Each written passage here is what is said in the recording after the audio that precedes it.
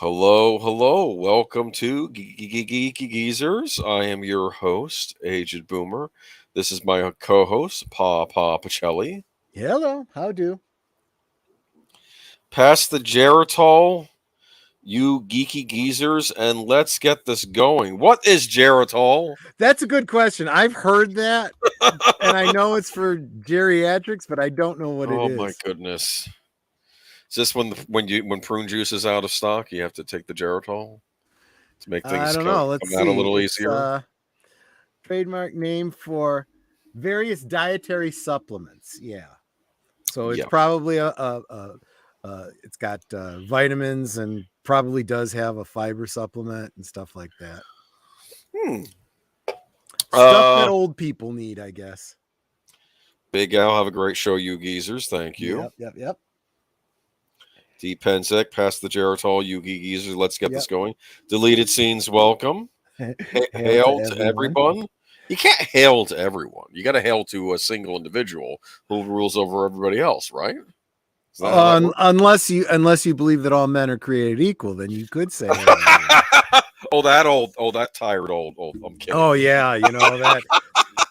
Does anyone still believe that anymore? So I wish some people in our government did. Right. Netters Network, welcome. Yep. Okay. Let me see. Depensek. I think if I didn't say hi, hello. Daniel Heron's talking to everyone in the chat except you and me. He says, "Greetings, awesome people." Okay, that's all right. That's all right. Stephen Ransom. I don't think I've had you in the chat before, but welcome. Stephen Ransom is an awesome guy.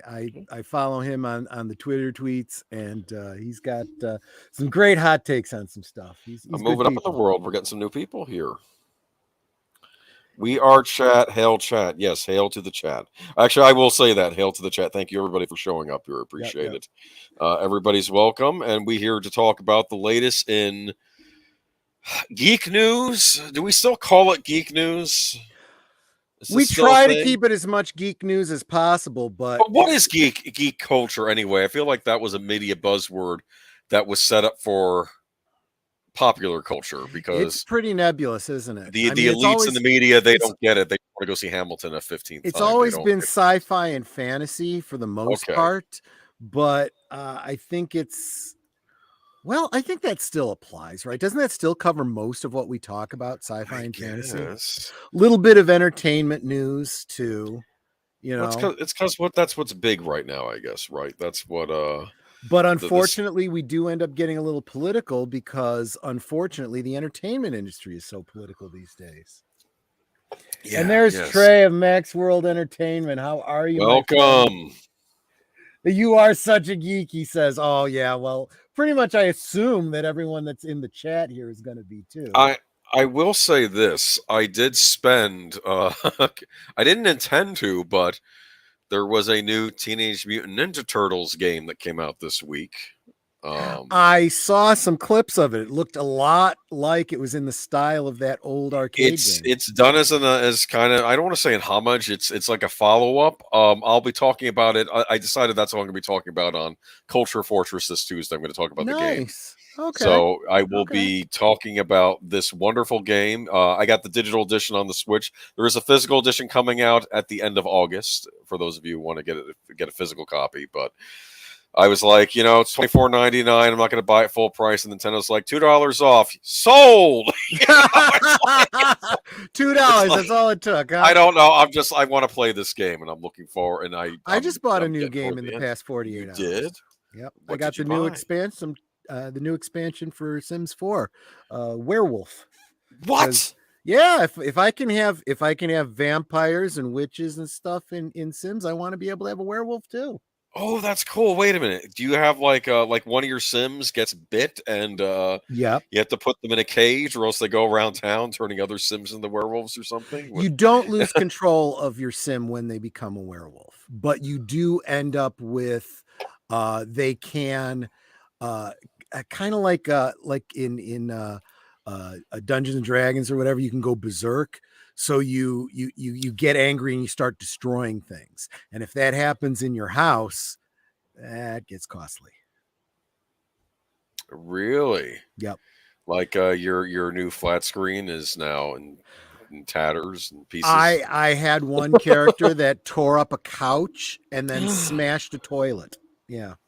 That's going to get expensive. It gets expensive real fast, but luckily the alpha was, in the home and did, what was it? Not placate, but I don't know, calm down or whatever, and talked her down, and yeah, it's Werewolves' lives matter. Well, not when they're tearing up the couch. Come on. Well, I mean, They may matter to IKEA. I was gonna say you can't kill characters in The Sims, but yeah, actually you totally can. I mean, your characters can't kill each other, but you absolutely, as the player, can just set them on fire and hit them with us. Oh yeah, there's whole YouTube videos dedicated to killing Sims in very like a serial killer ways. Simulator. What's going on here? Yeah, there's a. They should just make a Saw adaptation for the Sims. There's a YouTuber called Gray Still Plays. He likes to create Florida Man in The Sims, and he sets up weird scenarios with the expectation that characters are probably going to end up dying. It can be pretty gruesome, but yeah. So anyway, yes, I did buy a game this weekend. Okay, well that's cool. You'll have to keep us updated. I wonder if they'll I have a question. Does The Sims know what month it is? Like, is it like it doesn't go? Yeah, it doesn't go by real time. There's a calendar inside the game, and so literally inside the game there's one. Okay, minutes. Seconds in the game are real world seconds are minutes in the game, and the day goes by very quickly. So you literally, if it says it's they're going to work in an hour, that means you got 60 seconds before they go to work. So you got to make sure they put away the dishes or whatever so that they don't sit out and rot or whatever. Yeah, you get cockroaches or something. Yeah. Exactly. I haven't killed anyone yet today. Ha ha. Although today, that's funny. Yeah. But the day's not over. Good evening, Agent Robocop Pacelli. He just I got hello Auto Dread. Just got Shredder's Revenge. I've gotten to level 13. In the normal mode, not in the arcade mode. Like I said, I'll be talking about that on Tuesday on Matchstick's channel. I am obsessed with that game. It is that good. And I bought Westworld. Wait, what was this?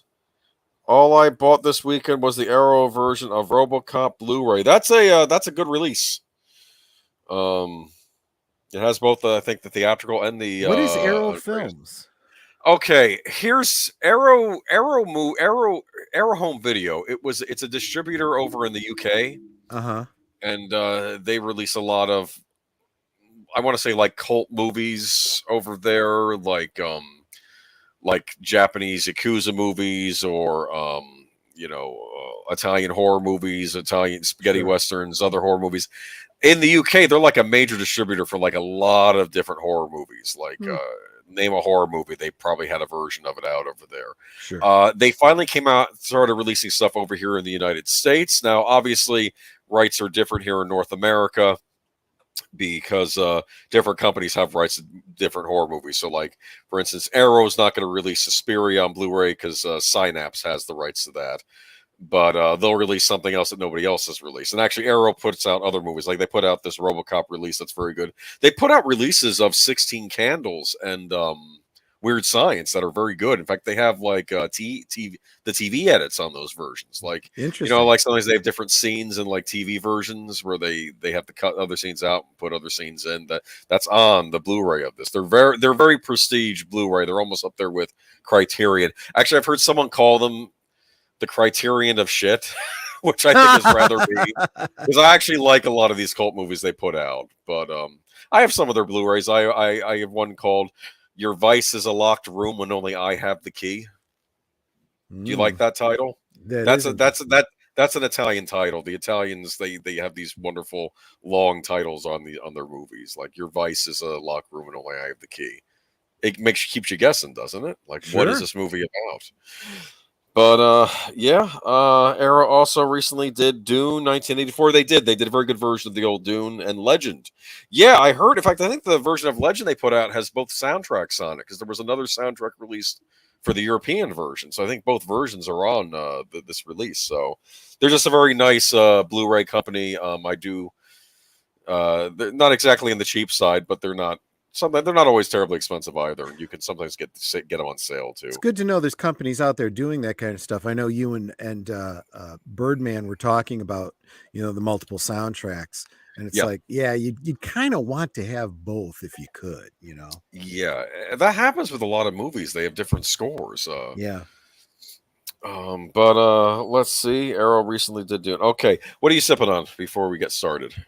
Oh, the grapefruit soda, the diet squirt. I have to try squirt sometime because I do like grapefruit juice, so I might like the soda. I have a cherry Coke, so keeping it simple tonight. There you go. There you go. All right. So,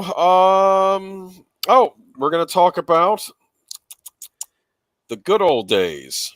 Tell me about the good old days. What are we going to talk about specifically? John Carpenter. Ooh, yeah, man. That covers a lot, but yeah, that guy, his career spans about my whole lifetime. If you really want to dig into it, I'm looking at his IMDb right now. In '69, his first entry back in 1969 is a short called Captain Voyeur. I don't even know what that is. Followed up by another short called The Resurrection of Bronco Billy. But I think most people would say that his career started with Dark Star in '74. Have you ever seen Dark Star? I have. Well, I take that back. I'm not sure I've seen it in its entirety. I've definitely seen bits of it. And it was for such a low budget, it was pretty well done. I think what's it about? Good. Two astronauts stuck out in space. Is that what it is? I vaguely remember. I don't know, but yeah. And it's what I do remember is it was very claustrophobic, which I think more space films should be.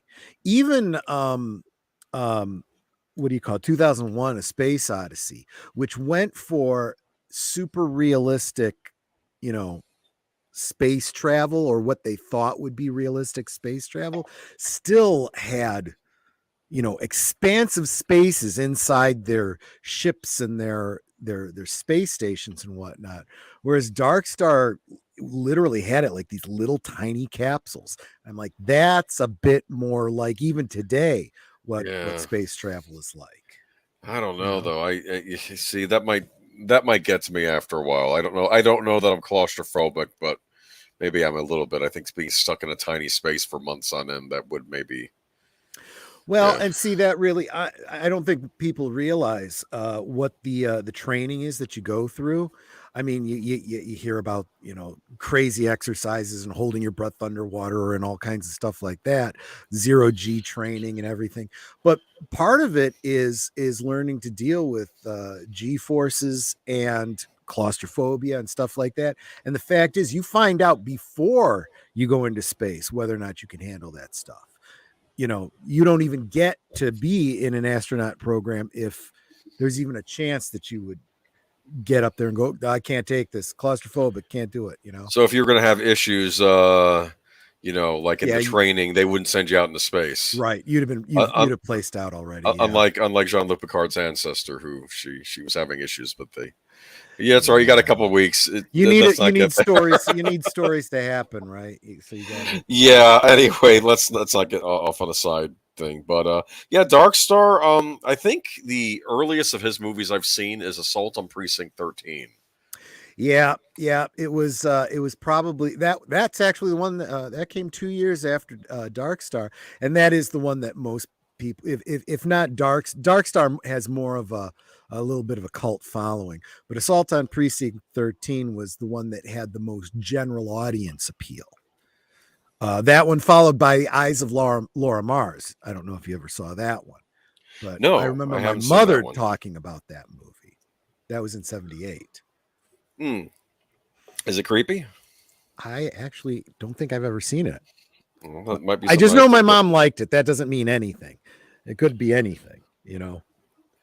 Now Could, I'm trying to think what the plot of Precinct 13 was. Wasn't it was it a father and his son, and like the head of a gang or something shoots his son, so he shoots the head of does he kill the head of the gang and then runs to the police an station? They unlikely bought him. partnership Yeah. between a Yeah. highway patrol officer, two criminals, and a station secretary is formulated to defend a defunct Los Angeles precinct office against a siege by a bloodthirsty street gang. Yeah, that's the plot. Yeah, it was pretty intense from what I saw. I should give it a rewatch. I haven't seen it in years, but yeah. Yeah. Uh, Nobody in it that I recognize. yeah, well, this was probably prior to maybe him getting more known cast. But I'll say this: as long as you're a good actor, I don't think it matters if you're known or not. I mean, a lot of these smaller budget like horror movies tended to use more no name casts in them. You know, they would do casting calls, and it's whoever was the, you know. But sometimes they would pick them right off the street sometimes. But I think that by and large, our community probably first thinks of Halloween when and really the Halloween series, you know, when it comes to him. Although the later films, of course, he had nothing to do with. He's just credited because he was the creator. But the original Fog from 1980, you know, so he started to become the go-to guy for horror, you know. Those. I want to say I don't know what the first Carpenter movie I ever saw. It might have been Halloween. It might have been Big Trouble in Little China. We'll get to that in a minute. But I remember loving The Thing, which unfortunately I didn't catch till DVD. Early days of DVD, like late 90s, is when they were bringing out all these DVDs. And I'm like, I want special editions. And I'm like, oh, here's one with a commentary by John Carpenter. It's The Thing. And it had Kurt Russell. And I said, I'd never seen this before. Okay, I'll order that. And I was blown away by The Thing. I had never seen it growing up in the 80s. Did you get a chance to catch it when it was on TV or anything? Or was it a... When did I first see it? I'm not sure if I saw it on TV or if I saw it when it came to home media of some kind. But I do remember being very impressed with that film. And it was just about that time that I was starting to get into Lovecraft. So, completely unrelated, someone in my D&D community had started talking about Lovecraft and whatnot, and the Elder Horrors and all that kind of stuff. I was like, oh, that sounds kind of... He's like, oh, yeah, there's no doubt that The Thing is inspired by, you know, Lovecraft. And that's kind of where my love for that kind of stuff took off. And in fact, if I'm not mistaken, isn't The Thing one of his... The Thing is the first in his 3 Apocalypse series. Yeah, the End of the World trilogy. Yeah, The Thing, Prince of Darkness, and Mouth of Madness. Mouth of Madness, yeah. Because he says that in the commentary track on it. Now, I remember seeing Mouth of Madness, that one I rented. I didn't see that in the theater. I did remember that being advertised on TV with, I remember Sam Neill screaming, "I'm not insane!" You know, it's like, like we tend to forget Sam Neill was in quite a few horror pictures, actually. Not sure. You think about that. You think of The Final Conflict, Omen 3. Yeah, he was also in Event Horizon. So he's Event Horizon, another very Lovecraftian story. Yeah. I'm trying to think though. Carpenter though. You said The Prince of Darkness. Is that your favorite of his? I do have a special love for that film. I'm not sure. It depends on what criteria I was basing my favorite on, but it's definitely one of my favorites of his. Yeah. They Live. Was that John Carpenter too? That was John Carpenter. You didn't know that was John Carpenter? Yeah. I guess I didn't think about it. Yeah. Did you know that he did a parody of Halloween called October 31st? Really? Yes. It's a short film. In this story of John Carpenter's horror classic, a Chinese food craving psychologist attempts to track down a former patient who has escaped from a mental hospital. Starring an actress by the name of Cross Province as Laurie Strode. So, Really? yeah. I never saw that. Someone by the name of Michael Hawley plays Michael Myers in that film. Dr. Loomis is in it as well. So yeah, it's definitely meant to be a parody. Okay, I'll look for So that. Geez. I'd throw that out for the John Carpenter fans among us. Dread says, I remember the Thing Blu-ray came out around the time the game came out in 2002. You ever play it? I actually have the Thing video game for PlayStation 2. I never got around to playing it too much though, because I was a late adopter of the PS2, but I've always meant to get back to it. The Thing video game, it actually takes place after the movie. You're the team sent in to go investigate what happened to McCready and all of them. So it's like a sequel, so David said that TV movie with Kurt Russell as Elvis was John Carpenter. I did not realize that was John Carpenter. I love that movie.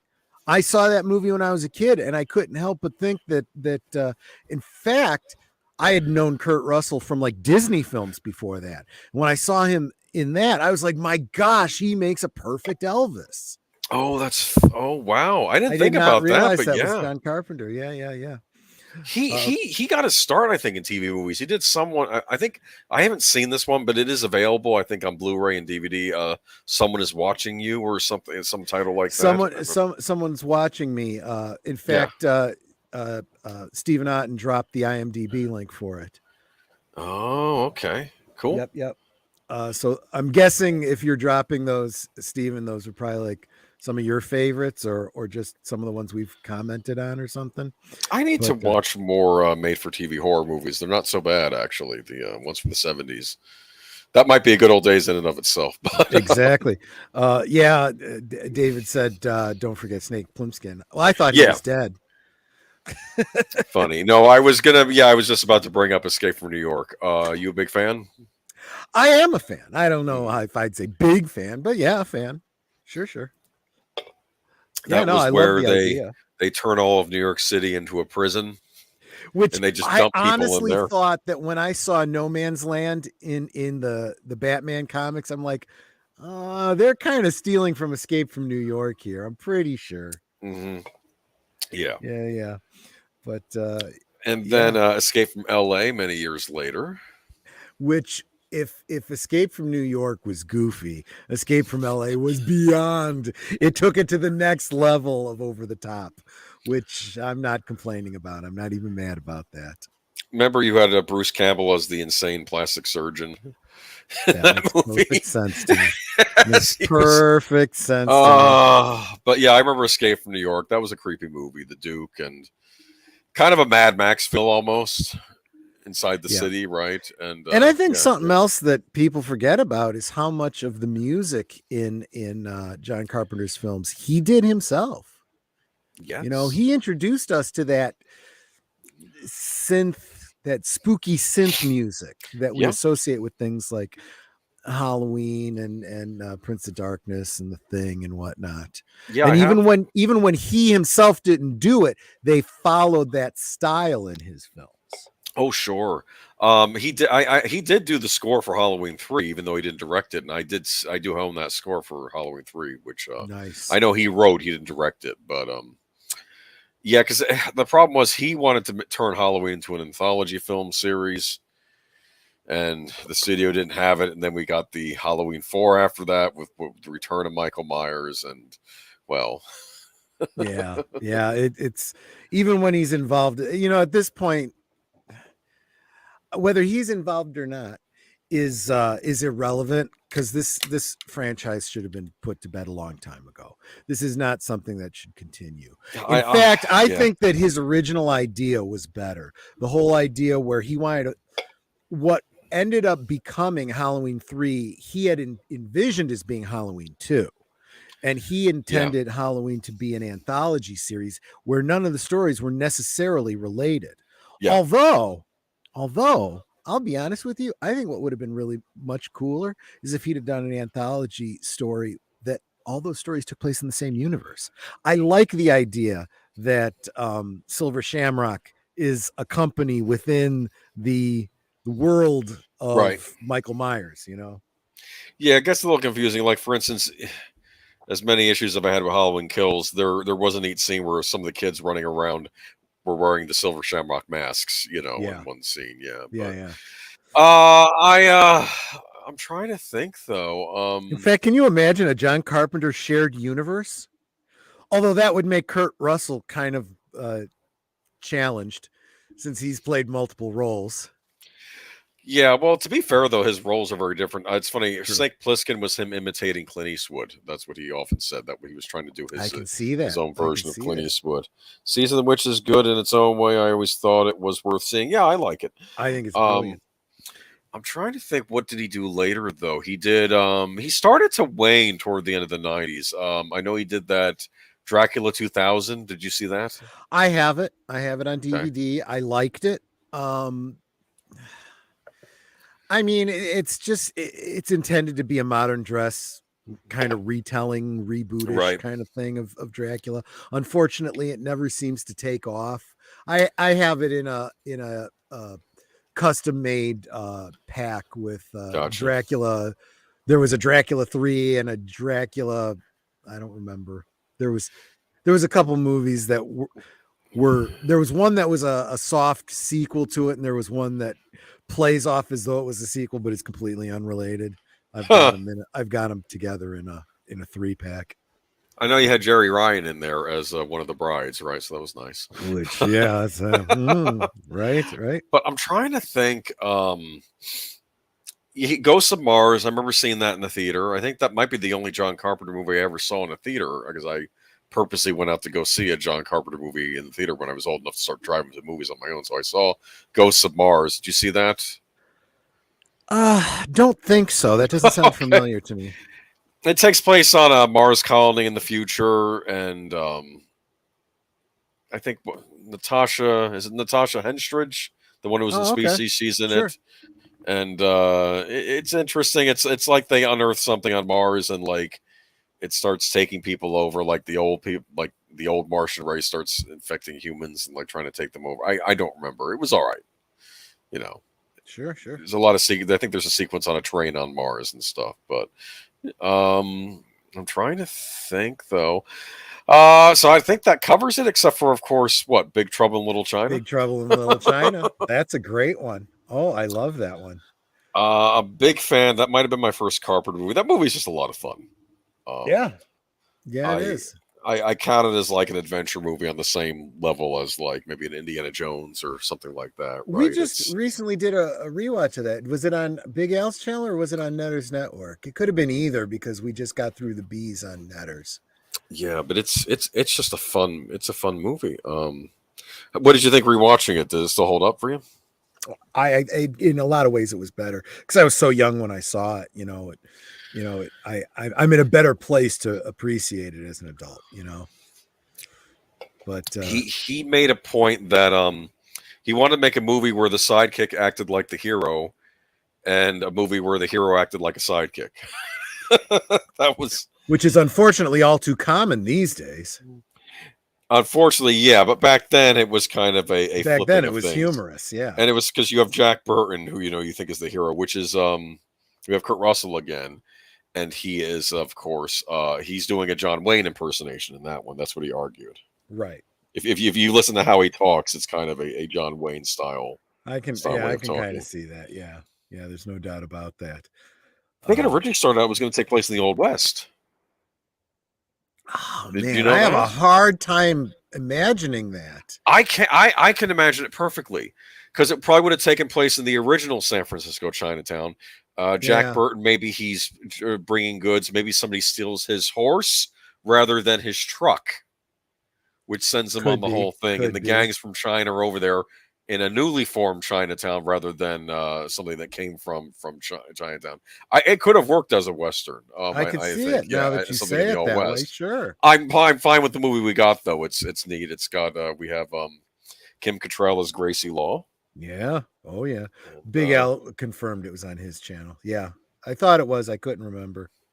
And Dennis Dunn is in it as Wang Chi, Jack's best friend. He was He was actually in a Prince of Darkness as well, right? I Yes, seem to he recall. Yeah. was. Yes, he Yes. Yes. absolutely was. But He was a great character too. yeah, just a very fun movie. That was one of those Showtime movies where I would watch it over and over again. And I think that might have been my introduction to John Carpenter before Halloween. Interesting. Because I think when I call Halloween, I caught it on regular television. I didn't catch the R-rated version for a while. No, I saw Halloween very early. I must have been in high school at the time. It was on VHS, and we watched it. We used to see a lot of those horror movies at various friends' houses for Halloween parties. Oh, cool. Yeah. There's a television cut of Halloween that had different scenes in it. I did not know that. Yeah, in fact, I'm fortunate enough. I went out and got the original DVD release of Halloween, the special edition. It came with a second disc that included the television cut, which basically means they put the television scenes into the regular movie. So Interesting. it's not it's theatrical. I think is still a little better, but the added scenes are one is of what's the Donald Pleasence's character name? Oh, Loomis? No. Yeah, Dr. Loomis. Dr. Loomis, okay. Yeah, and they show him they have a scene where he's actually arguing arguing before the board about, you have to put this guy on, you have to put this Michael Myers under better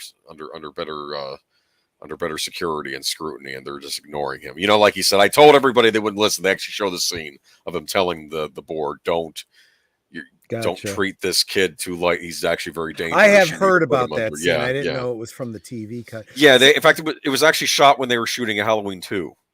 He shot extra scenes for the first Halloween to put in the television version. Yeah. And deleted scenes is saying that he did do a Western, El Diablo, an HBO Western co-written by Carpenter.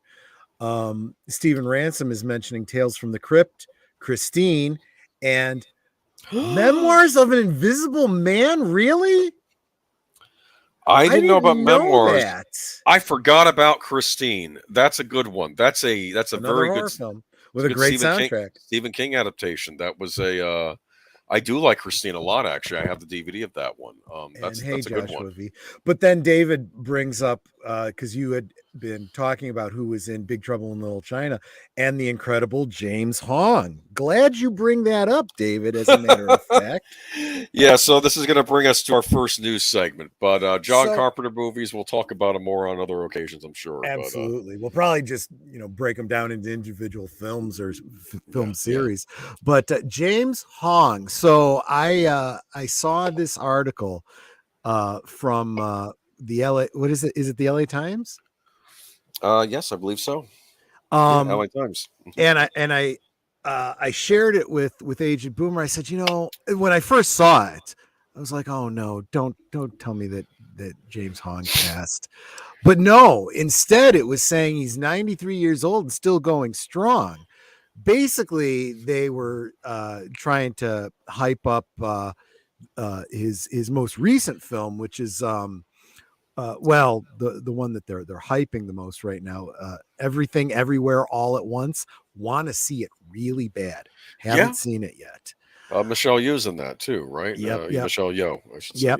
Yep. She's kind of really the star of the film.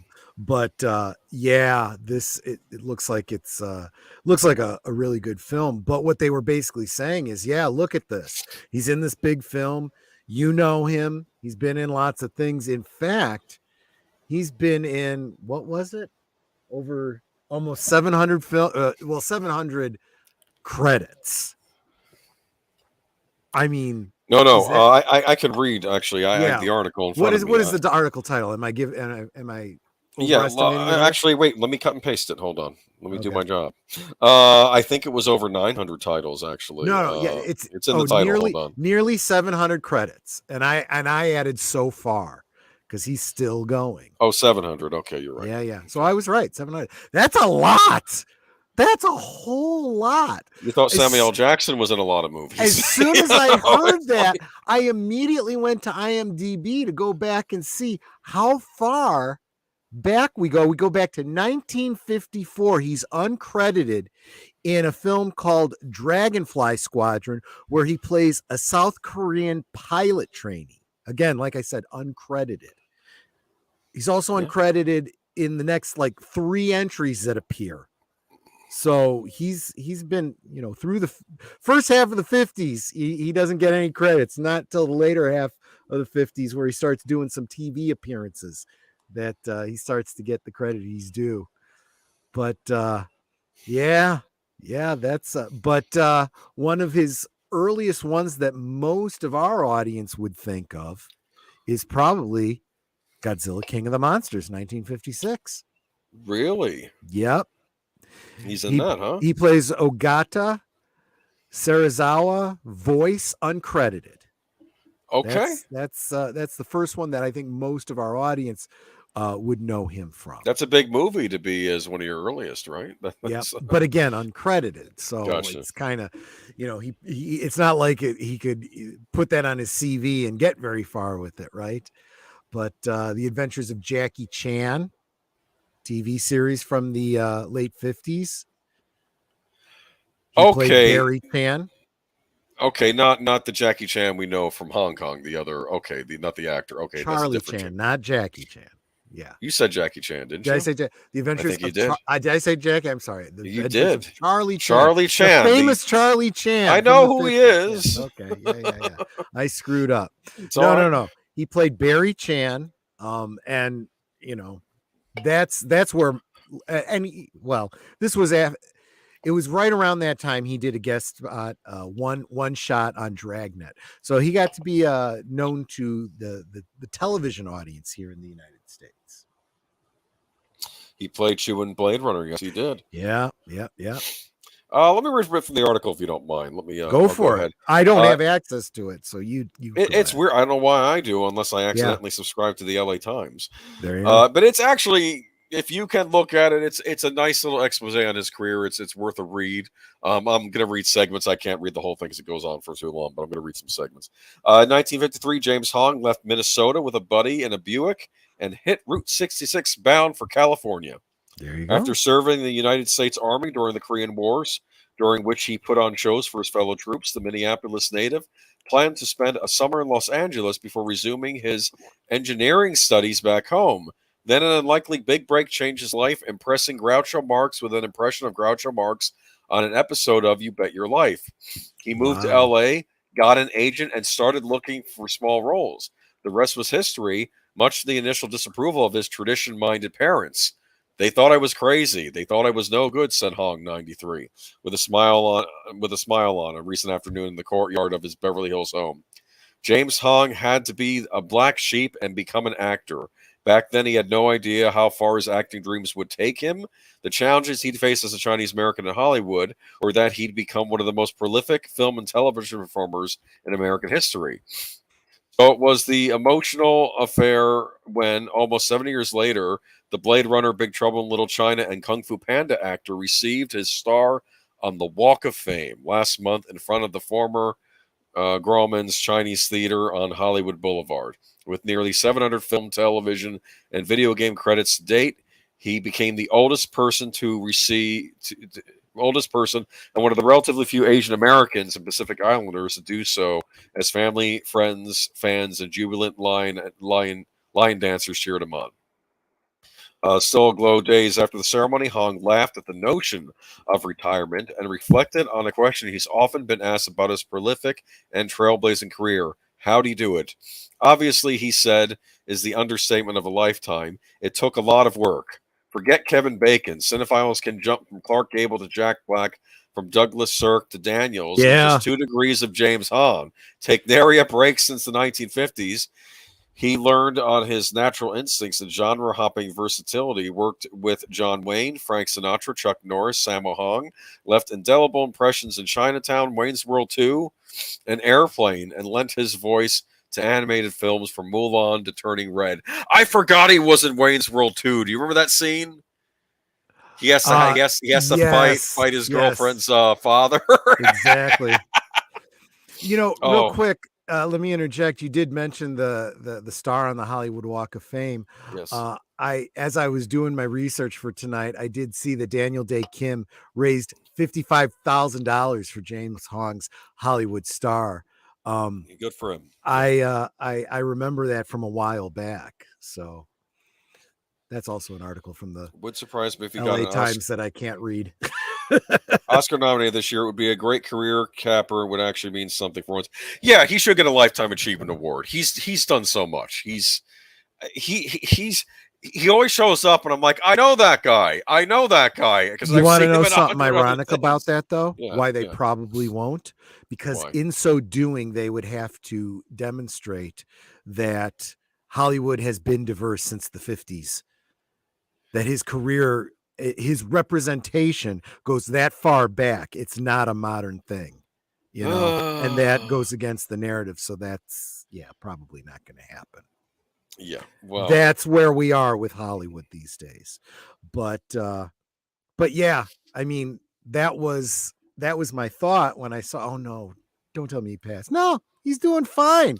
He's got this new movie out, and we just want to celebrate him a little bit. And he's getting a star on the Walk of Fame. And I'm like, you know what? I'd rather talk about that this week than who passed away.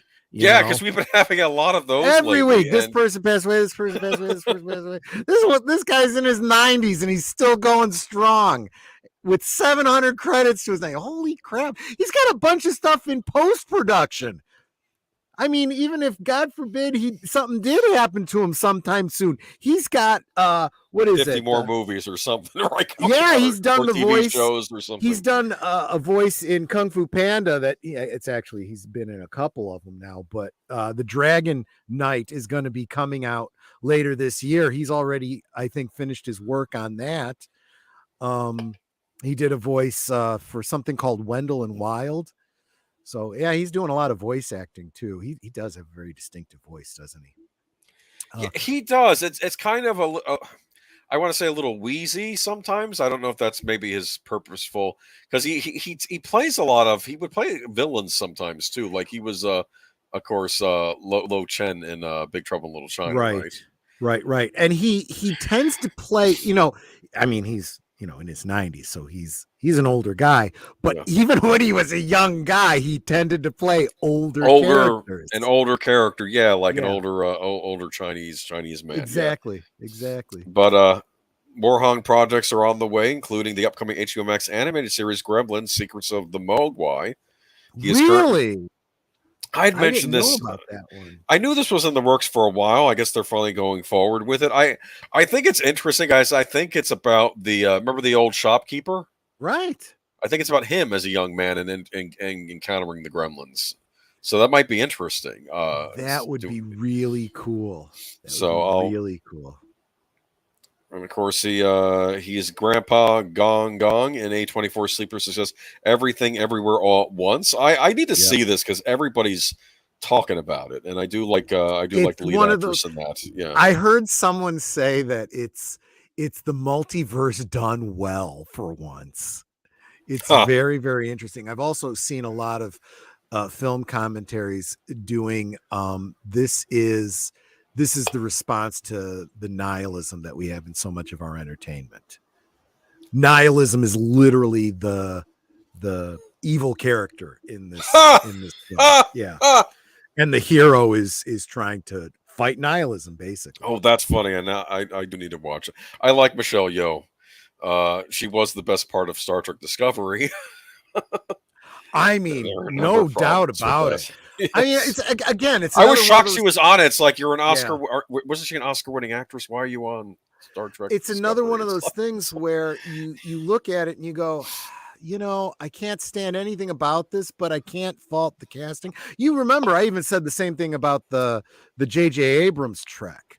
I was like, this should not be happening. I hate the reboot. I hate alternate history and all this kind of stuff. But I don't have a problem with the casting. The casting was spot on. Yeah, I would argue Chris Pine, Shatner, tough shoes to fill, but I thought he was the best actor they could have picked. Yeah, it would have been nice if they'd have if the writers had understood the character and he'd been directed to play that character, but he didn't. It would have been nice if they understood Spock, because Spock comes off as a tool in all those movies. And that was okay in the first one, but he needs to mellow out a little bit. Because that's not the Spock I knew growing up. He was more like the calming factor. Well, he went entirely the opposite way now in Strange New Worlds. So yeah, Really? people that don't understand these characters at all, just. I've But not been anyway, watching Strange New we're Worlds. we're we're We're getting going off off track. track. We're getting on a James tangent. Hong James does not. Hong. He deserves better for crying out loud. Was he ever on Star Trek? He had to might have be. been. He had to be on something. He had to have shown up in like on Deep Space Nine or something. You know? No, he wasn't. He is. I just did a search. He is in all of his 700 things. He's stayed away from Star Trek. How? Probably for the best. But how was he never on anything Star Trek related? I'm shocked. Was he on Kung Fu: The Legend Continues? Let me look this up. I have to know. Kung Fu: The Legend Continues. I know he wasn't Kung Fu Panda because I was even thinking at the time, you know, Kung Fu. James Hong, that's his name, right? The Adventures of Johnny Tao, a Kung Fu fable. Yes, Kung Fu: The Legend Continues. Well, who did he play now? He played the Dalai Lama. He played the Dalai Lama. Okay, all right. I mean, come on. You know, if you're going to play a role in Kung Fu, that's the role to play. Did Kwai Chang Caine have to protect the Dalai Lama from an assassin or something? Was that multiple episodes? Sure? Okay. It was 1994 and 96. So. Oh, I missed the last season, so I might have missed some of the later episodes he was on. Yeah. So he was also in an episode of Nash Bridges, The X-Files. I remember the X-Files, that episode of the X-Files. That was terrifying. He was in charge of a lottery in Chinatown, where you'd pay money, and if you won, you'd win a lot of money, and if you lost, they would take one of your organs. It would be an organ harvesting operation. Wow. And he was the guy in charge, and like Mulder and Scully were interviewing him, and I think no one would testify against him. That was why he was getting off. They were asking him, "Why do you do it?" And he says, you think I'm evil, but I give these people hope, and life without hope, that's living hell." That's what he says, because I guess they're poor immigrants. That's that were interesting. That sounds like, and just, yeah. That sounds like because X-Files did all that loopy, conspiracy theory stuff, but every now and again they do something that we're like, yeah, that could actually happen. Yeah, there wasn't a paranormal element in that episode. It was just an organ. They thought it was because of the weird stuff happening, but it was actually an organ harvesting ring, which, of course, if you think about it, that could be a little ludicrous too. But yeah, but I'm sure it happens. Yeah, but supposedly no doctor was ever supposed to do surgery with a illegally obtained organ. That's supposed to be against the Hippocratic Oath and ethics and all that. But but then there's the capital law, right? You get enough money, you do it and shut up. Well, there is that, yeah. But anyway, article goes on. He played replicant eye designer Hannibal Chu in the sci-fi classic Blade Runner. Look for a rewatch of that this coming Sunday on Netter's Network. I will be there. I will be there too. Big Blade Runner fan, so looking forward to that. It'll be the theatrical edition. Yep. He went toe-to-toe with Jack Nicholson in Chinatown and its sequel to Two Jakes, and comically stymied a starving Jerry, Elaine, and George as the manager of a busy restaurant in an episode of Seinfeld. Did you ever see that episode of Seinfeld with him in it?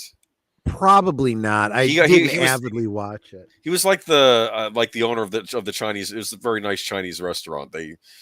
Northeast, you have these nice Chinese restaurants you can go to. You can sit down, and it's not just like a takeout place. You can actually sit down and have dinner, and it's funny. They're waiting to get a seat, and they also have to catch a movie. It's almost like this episode of Seinfeld teaches the audience maybe don't try to do a movie before the dinner, because or do the movie after the dinner, because then you're going to be late for the movie. But they're waiting for a table, and the whole episode is them waiting for a table in the Chinese restaurant.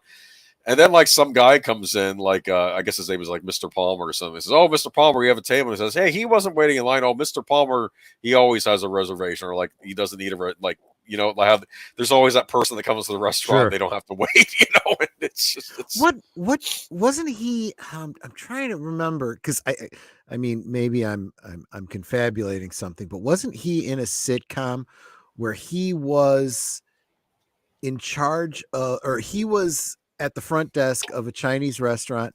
Somebody comes in who speaks Chinese but is not actually saying what he thinks he's saying. Huh. I don't remember. I don't know. Maybe It's someone in the possible. chat remembers. I want I to don't say know it if was like that was. Friends or something like that, or It could have been Friends. It could have been that episode of Seinfeld. It could have been something else. I don't know. But anyway, but of course, let me go on to this. But Hong's most beloved role, filled with a delicious winking wickedness and surprising pathos, remains one of his most complex. The powerful sorcerer David Lopan in 1986 cult classic Big Trouble in Little China. yeah. All he wanted was a girl with green eyes, said Hong of the humanity he found in his charismatic villain. I don't know about your dreams, but in my dreams, I'm lost. I'm still looking for something. I put that feeling into David Lopan, seeking, looking. I think you could set it in the old man's eyes that he was lonely. He was looking for something he couldn't find in the universe, so he came down to Earth. And David came through for me. He said he played the waiter of the Chinese restaurant in Big Bang Theory. That was what I was thinking. That's what it was. Okay, yeah. Okay, I'll have to look for that episode. That's where Sheldon goes in speaking Chinese, but he doesn't speak it as well as he thinks he does, and he's saying some gibberish that doesn't make any sense. And it's all funny if you're reading the translation at the bottom. Sheldon. Okay. But yeah, James Hong's been in everything, for crying out loud. Yeah, I have to admit, I like this character of Lopan. Remember that because he was, on some level, he's relatable. He just he wants a girlfriend with green eyes. Why is it so much to ask for, right? Okay, so you said you could do the Oracle of Bacon with James Hong. Give me an actor, and I'll see how many degrees he is away from James Hong. You could also see if Netter is how many degrees Netter might be from him, right? But she doesn't have an IMDb listing, so she wouldn't show. Oh, I gotcha. It's easy for me to create a character that wants love, he said. Well, I think that's true with everybody, whether it's men or women, that search for love. A perfect love always gets people into trouble. That is the base of human nature. When you stop searching, you're dead. Though we had to battle with kung fu masters and the crazy Kurt Russell character, who's a dumb nitwit in the movie, Hong smiled. Maybe that's why the movie is so popular, because here's a mastermind fighting a nitwit. It's true. Are we wrong on that? I mean, right. He's like a mastermind supervillain, and he's he was in R.I.P.D. with Kevin Bacon, so he's one. There we go. He's got a Kevin Bacon number of 1. Hey, that makes sense that they would have crossed paths, actually. So he's an extraordinary talented guy, said Big Trouble in Little China director John Carpenter. His acting ability is amazing. He can do subtle. He can do big. He came in to read for the part, and he was brilliant. Lopan was right in front of me, and he was not afraid to take risks. Just go out there and do it. And just going to end with his Into Stars ceremony. The calls have kept coming. It's busier than ever. It's nonstop. The marvel of the acting opportunities that have researched for him in recent years as roles have gotten better and bigger in the industry he worked for, decades to be seen by. I like it that way. Good for him. Keep acting. I was just playing around, and I typed in Jerry Lewis. Jerry Lewis was in The Delicate Delinquent with Darren McGavin. Darren McGavin was in No Deposit, No Return with James Hong. Okay. So 2 away. I mean, I just pulled something. I thought there's no way there's going to be a connect. Yep. Within 2. It's just amazing. So yeah, so I would actually encourage anyone who wants to screw around with that a little bit. oracleofbacon.org. The default is Kevin Bacon to any other actor that you can think of, but you can replace Kevin Bacon with any other actor and find, how many degrees away from James Hong they are, or from whatever. Now I have to find out. James Hong DC database. Did he play a voice on Batman the Animated Series? Give me 1 second. Okay, he was on an episode of Teen Titans, it looks like. Elvis Presley has a James Hong number of 2. Elvis Presley was in Paradise Hawaiian Style with Philip Ahn, and Philip Ahn was in Battle Hymn with James Hong. Okay, cool. So have fun with that, people. All right, but yeah, like I said, hope he has a career for years to come. But Yeah. I guess now we have to move on to. Heck, even if he stopped acting today, it looks like he's going to have a career for years to come. No, it's comforting to see he's still around. I remember him from my childhood. I mean, he's still here, so it's good, and it's So good that we have a story good to celebrating an actor's celebrate life on someone his who's still alive and still going, right? next week. We'll do a sad. No, I'm kidding though. Let's No, man. not even joke Jeez. about that. Yeah, let's not joke Don't about even that. joke. So, moving on from a nice positive news story to Disney, Mm-hmm. the happiest place on earth. Oh God, trying to make the world as miserable as friggin' possible. Pretty much. I think about it. I'm. They need to change that title. That's false advertising these days. But I don't know. Am I being too harsh on Disney? Let's see. Just about a year ago, the Walt Disney Company announced plans to move most Southern California-based jobs not fully dedicated to Disneyland and its parks, experience, and products division to a new regional facility in Central Florida. What a difference a year makes! Today, months after the less than ideal relations with the state of Florida, a company spokesperson announced that Disney wants to continue to provide flexibility to those relocating, especially given the anticipated completion date of the campus is now in 2026. The statement continued, therefore, where possible, we are aligning the relocation period with the campus completion.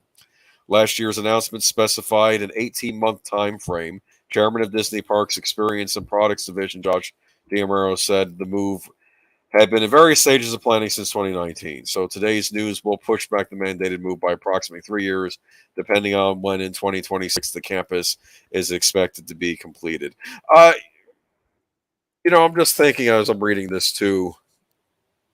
Why am I supposed to be all concerned about?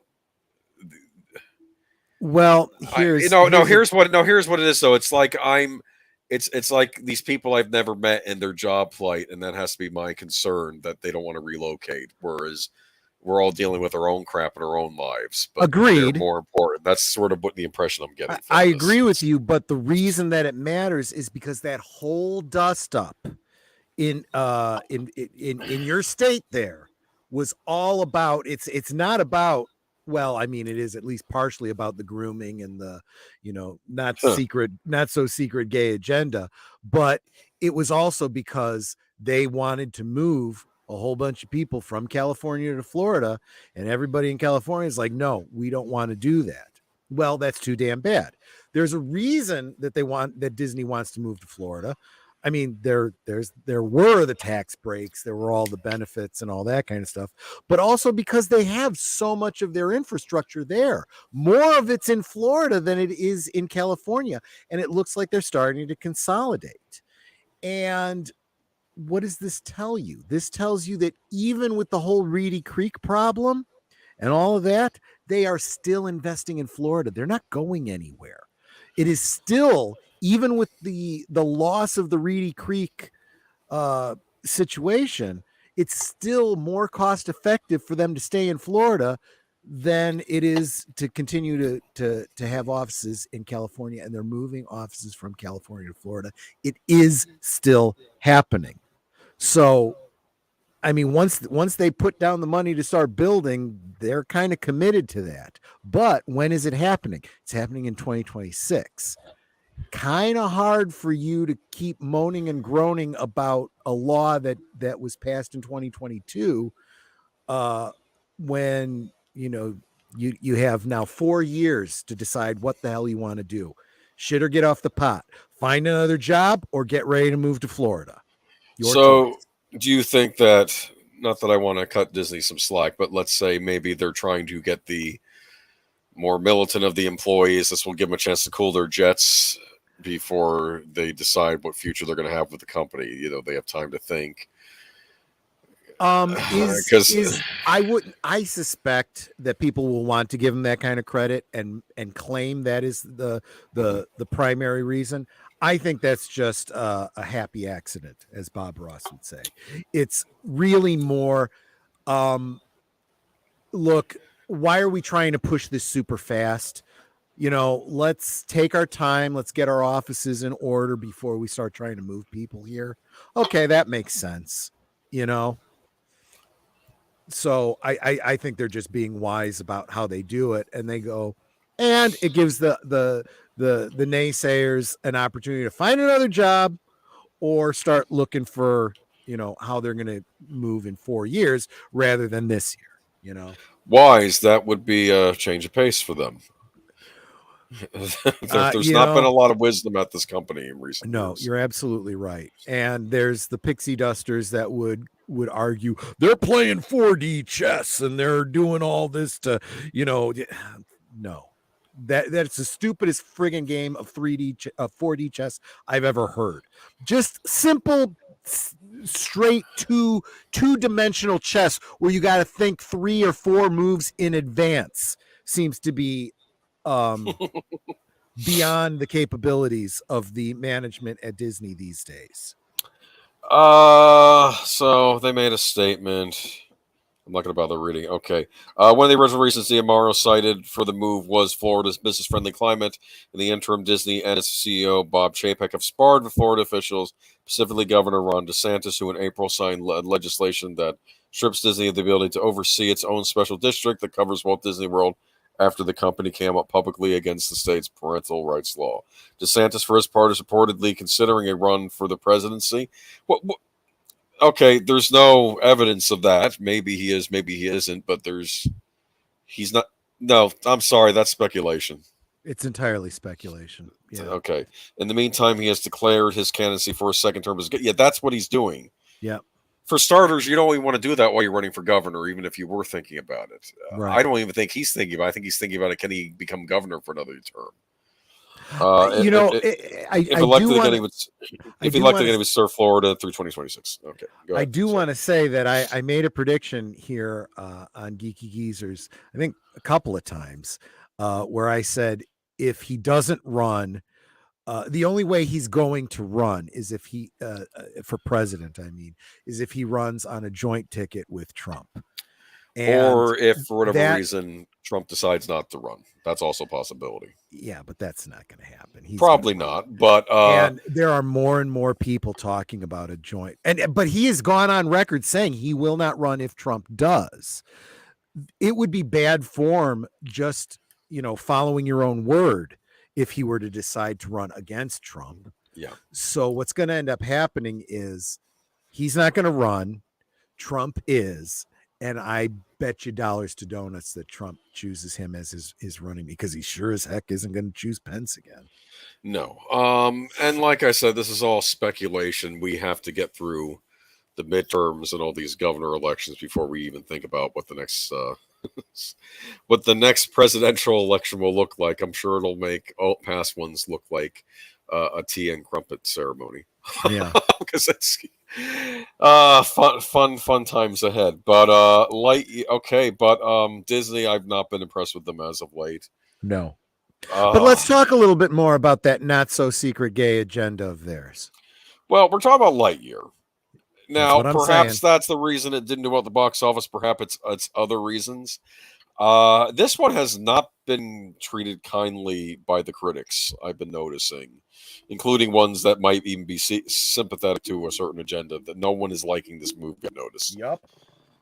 I've been thinking a lot about Pixar this past week, and I was doing research, and I'm wondering, do you think the Pixar name has the cachet it used to have? Not at all. Not at all. Pixar used to be the biggest deal. I remember every movie they had coming out was a hit. You had Toy Story, Bugs Life, Monsters Inc., Toy Story 2. You had Finding Nemo. Remember when Finding Nemo came out? Sure. Mm-hmm. Huge deal. And I feel like they've been waning over the past few years. I remembered, I think I saw Inside Out, and I thought this looks like it might be a return to form, and I remember myself not caring for it. But again, maybe I'm the minority, maybe other people liked it. I just don't know what they've been doing as of late. What was Inside Out? Was that the one with the emotions? Yes. Okay. Yes. Yeah. I think was Louis C.K. Not Louis C.K. The other guy, the angry comic. I forget his name. I think he was one of the emotions. But Lightyear opening weekend struggling to outpace Jurassic World Dominion. Okay, that's crazy. Infinity isn't a practical milestone at the box office, So Disney's Lightyear would have to settle for 20.7 million opening day and beyond. Pixar's spinoff of its Toy Story series blasted off on Thursday night with a respectable 5.2 million from previous screenings. However, the film is now tracking for an opening in the range of 50 million to 55 million from 4,255 theaters in North America, below the initial expectations that pegged the film for a debut between 70 million and 80 million. What's more, Lightyear is struggling to unseat Universal's Jurassic World Dominion from the top slot of domestic charts during the Dino sequel's sophomoric weekend. There's certainly winning ways to look at Lightyear opening, as its projected haul would easily mark the highest debut for an animated movie since the onset of the pandemic in North America. I'm getting tired of the it's good for the pandemic or onset. Stop it. It's over. You can't spin that anymore. Family audiences, I'm interjecting my own thing. Okay. Family audiences have been somewhat skittish to return to the big screen as multiplexes have reopened, which has led Disney to rethink its release strategy, opting out of theatrical runs for Pixar's most recent three That's animated bullshit. features. I'm calling bullshit on that right now. The Mhm. fans want to go back to the theater. They're not going back because they're playing a bunch of shit they don't want to see. Just look at Maverick. People are Yeah. going back. People are freaking going back, people. Yeah, it was Soul, Luca, and Turning Red. I didn't see Soul. That looked interesting to me for what Disney's been doing lately. I don't know if it was good or not, but that showed promise. I don't know about Luca and Turning Red. I heard some not so good things about. Actually, Luca was excellent. I liked Luca was good. Okay. Mhm. And instead debuting them directly on the company's streamer, Disney Plus, to bolster subscriptions. After spending more than 2 years away from theaters, a 52 million opening would show that Pixar still has a place on the big screen. However, it's not difficult to imagine that Disney was looking to make a bigger splash with Lightyear. The film may not even net half of the 120.9 million of opening of 2019's Toy Story 4, even though the sci-fi film is a spin-off of Pixar's crown jewel franchise. With a hefty 200 million production budget, Lightyear has a ways to go before landing itself securely in the black.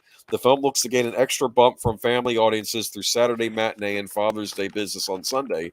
Critics have generally been favorable. No, they haven't. Not the ones I've been seeing, at least. Okay, as the film scored a 60. No. As the film scored a 61 aggregate approval percentage from top critics on Rotten Tomatoes. Is 61%? Is that 61 good? is not good. That's not That good. That's is not even in not the good. 80s. Like 80s would be. If the writer of this article, if his threshold is more than 50% is good, that's ridiculous. More than 50% can still be failing. Do you remember the old animated series, The Critic? Yes, it John stinks. Yes. It stinks. I remember his boss came in and says, "What are you doing? You keep saying everything stinks." He says, "Well, okay. I call the great movies great. What am I supposed to call the bad movies? Call them good." It was something like that. So they would be in the 80% percentile, even if they were cutting them slack. They must have really not liked this movie. Audiences seem to like the movie too, with Lightyear setting A- grade on Cinema Score. Can those be doctored by Absolutely. people? Okay, It's all yes. bullshit. It's the only people that get to vote are the people that vote the way they want them to. I mean, it's what they were calling election fornication over on the Viva Fry show. Lightyear focuses on the origin of Buzz Lightyear character, who was first in a movie before being made into the action figure who befriended Woody in Toy Story. Within Toy Story canon, the character Andy saw Lightyear and procured a Buzz Lightyear toy as merchandise. Now the public of our world can see the movie that lit Andy's imagination ablaze. I had the impression that Andy saw a commercial for the Buzz Lightyear toy and wanted it. Yeah. Wasn't there like a Buzz Lightyear commercial in the movie Toy Story that looked? The Buzz Lightyear toy can do all these neat things. Right. So in other Okay. words, they're first and foremost crapping all over the established canon of the Toy Story films to squeeze this thing in there. Secondly, from everything I've heard about this Lightyear movie, which I will not be seeing, I am not spending the money to see it. I am not giving my money to Disney at all. And it's not even worth the bandwidth to me to pirate the movie.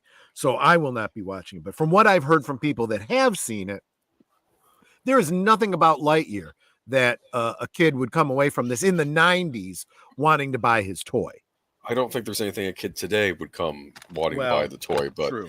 Chris Evans takes over the voice role from the originator Tim Allen, and the movie also stars the voices of Keke Palmer, Peter Son, James Brolin, Taika Waititi, Dale Souls, Uzo Aduba, Mary McDonald-Lewis, Replacing Tim Allen is another reason not to see this piece of shit. Did you see Tim Allen's co-star on not?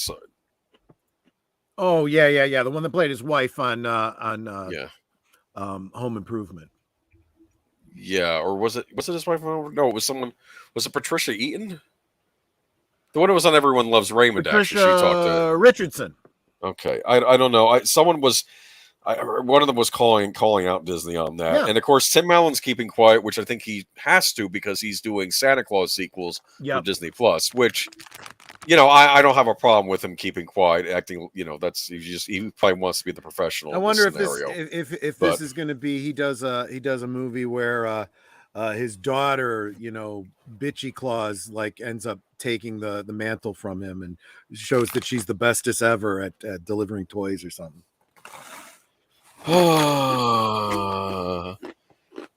Watch out. No. It's Disney Plus. Anything goes. There's even a lower threshold, so we'll see. Yeah. Should the current projections for Lightyear hold Jurassic World Dominion should be primed to repeat the apex predator of the domestic box office? It's kind of funny.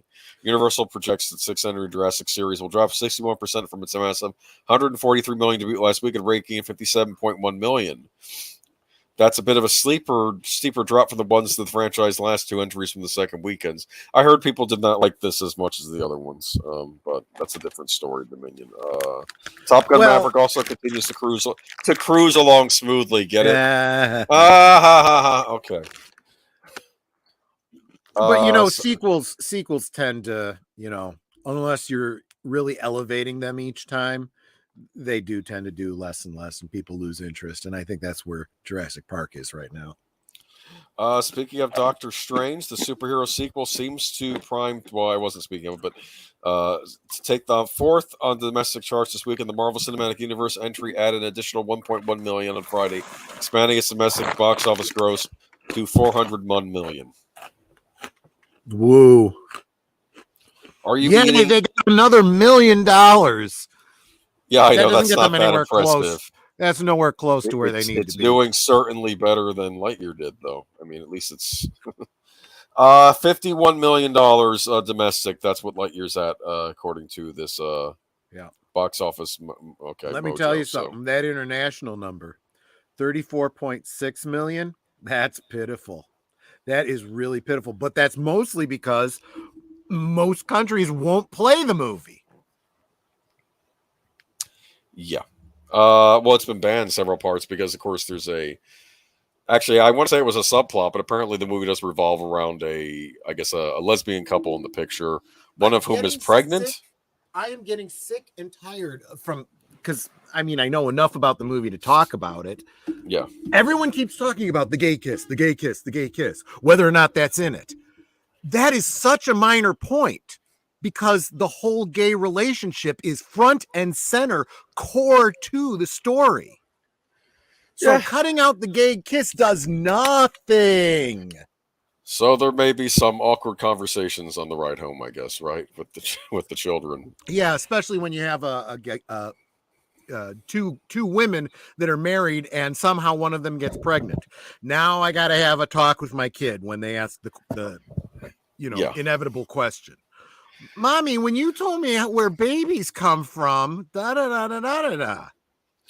And, of course, there's also the big spoiler. I'm not going to say what it is of who the villain of the picture is. Right? It's your channel. I would not, I'm not going to say what it is. But I'm just going to say that I would assume that our audience probably doesn't care or already knows. I'm not going to say it just on the off chance you are a big Buzz Lightyear fan and want to go see this movie. If you're a big Buzz Lightyear fan, you may not want to see this movie. I will say this: it kind of tears down his masculine virtues. That's what affects one. I think it was Valiant Renegade was saying that. Well, not that shocked. It's like the opposite of Top Gun Maverick. Yeah. That's what they said. It's like the anti-Top Gun Maverick. And it's funny because I was doing some research. You remember John Lasseter? He had to leave. Pixar used to be in charge of a lot of Disney animation, but I guess there were harassment charges filed against him and whatnot, and he ended up leaving. I think I reported wrongly a few streams ago. I think I read an article. I think somebody said, some article said, Disney shuffled him around and stuck him over in Blue Sky. No, he's not in Blue Sky Animation, which is one of the Fox animation studios that Disney acquired. He's over in Skydance Animation. That is a subsidiary of Skydance Media, which, of course, is the company that put out Maverick. Yep. And they're making an animated movie called Luck, and just the description of it sounds like a classic Pixar movie, just without the Pixar name in front of the movie. And it's coming on Apple TV Plus of all things. So I don't know if anybody will see it because it's going on there, but I don't know. I sent Troy an article. It's an old Midnight's Edge article. In fact, maybe I'll see if I can get the link for you. Got it right there. If you want to paste it. There's a whole thing on the history of Pixar, what led up to Lasseter's untimely leaving. But when you watch this, though, you realize Disney has had trouble for years. Remember the Eisner era? Oh, yeah. I remember not being a huge fan of Disney during the Eisner era, and this was when I was in my early 20s. There was or was it late? Yeah, basically Michael Eisner, he was big on making straight-to-video sequels to movies. Remember that was his big thing? Mm-hmm. Like Cinderella 2, Happily Ever After. And they were all horrible. Yes. All of those... And it just came. Well, there's a reason that it was straight to DVD. It's like it wasn't good enough to go to the movies. So why would you go out of your way for that crap? And then apparently he made Lasseter make a sequel to Toy Story 2, which was originally going to be a home video. And of course, Lasseter hated that idea, but they eventually made it. I guess it ended up being so good that they made it a theatrical release for Toy Story 2 back in the day. But and then Roy Disney, I think, rallied the board to get rid of Michael Eisner. And they got rid of Michael Eisner, and they replaced him with a man named Robert Iger. Yes. And the rest is history. And it's funny, they were trying to get rid of one bad head, and we ended up getting Iger as the replacement. So... So I think the general consensus among parents is, well, we enjoyed Pixar until Disney got a hold of it. We enjoyed Star Wars until Disney got a hold of it. We enjoyed, screw it. Marvel. Well, Marvel actually did well under Disney in the beginning. Well, no, but in the beginning, think about it. In the beginning, it was all independent because it was Marvel. It was, I know that Captain America, Thor, I don't even know. Was the first Avengers under Disney? Maybe the first Avengers was under Disney, but the buildup was by different studios. You had Universal doing Hulk. You had Paramount, I think, doing some of the others like Iron Man, and was it? And then eventually it formed into Marvel Studios, which was bought by Disney, I think, or Disney finally got the rights to Marvel in it, and it all kind of came together. But for a while, it was separate studios working together, trying to make a cinematic universe by just saying, "Listen, we'll loan you Iron Man to have a cameo in your Hulk movie. We'll do this in this movie, and then we'll do a one where they're all together, and then you can all make your individual movies on their own." But then Disney, of course, ended up taking the whole thing over, and I don't even want to say that's where the rot set in, because there were some good movies. I was gonna say they bought it up. The series had its momentum, but that is kind of where it started to fall apart. Start looking at Thor Ragnarok, and then what was the second movie in the Avengers series? Well, first it's Iron Man, Incredible Hulk. Then you get Thor and Captain America. No, then you get Iron Man 2. Iron Man 2 is the next one. Then you get Thor and Captain America in one summer, and then we get the Avengers the following summer. I remember that. Troy, that's the name. America Chavez and Doctor Strange with her moms. That's another thing. Yeah, she's an alien in this comics. Her species can procreate in same-sex my relations. argument would be to that. Okay, fine. So her species is some sort of a what do you call it? Hermaphroditic race. That means America Chavez isn't a girl. I have a question. Is that how it's portrayed in the movie, though, of her being an alien species? Though that's another thing. I didn't see it, so I can't speak to it. I'm kind of over it all at this point. But and I'd kind of like to know how, there's all this talk that I hear about what a great portrayal she is of the Islamic faith and everything when her parents are both girls. There's a problem there. Well, maybe it's the same explanation for what was happening in Lightyear. Age of Ultron, was that the first? No. If no offense, if that was the first Disney Marvel production, that would make sense. But that's kind of where it started to fall apart. Because I had a lot of problems with Age of Ultron. Yeah. But anyway, I don't know. It's just funny when you think of Lasseter, though, when he's starting out. And I think he started out working for Disney after they'd done Tron. And he says, hey, I want to do an adaptation of The Brave Little Toaster using computer animation. Then he gets fired on the spot. Yeah. And then he ends up working for Pixar. He ends up forming and becoming Pixar. And then Pixar ends up under contract with Disney later on. Right. So he ended up having to work with them again. Because remember, in the beginning, I think Pixar was contracted by Disney to make 5 movies. And when that contract was up, then they would go their separate ways if they didn't want to work. But every Disney time they'd anymore. make a movie, Disney would say, "It doesn't count." Well, yeah, they said Eisner said Toy Story 2 didn't count because it was an original movie. That was a big fight in that video.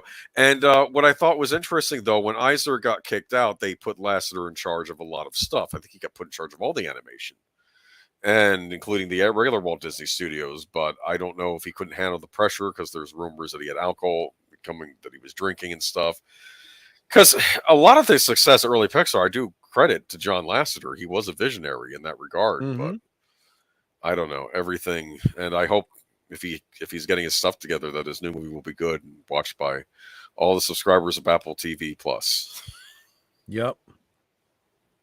Who knows? Maybe I'll subscribe to it again just to catch this movie. We'll see. I don't know. Of course, they have a Jon Stewart problem over there, but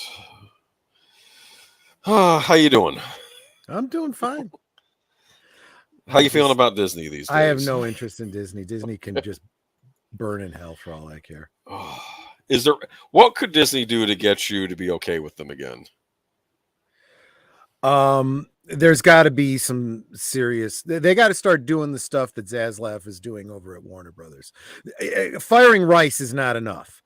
They need to fire, and I need to see people going out the door. Until that happens, until I see the actual purging happen, I don't buy the pixie dusters. Oh, he's turning things around. No, he's not. He's not turning things around until he actually turns things around. Okay? I have this to say to this, though. Looking back, Iger was supposed to be turning things around, and what eventually happened. Exactly. From when we'll see. I mean, I'm not saying time will tell with JPEG, but we need proof at this point because I'm not getting it anymore. Because we were cutting him slack in the beginning, and then he had this dust up with Florida, and they're way too political over there. They don't get to decide legislation. They're a corporate, they're a company. Anyway, she isn't a Latina. She just appropriated the culture. The movie doesn't state that she is an alien.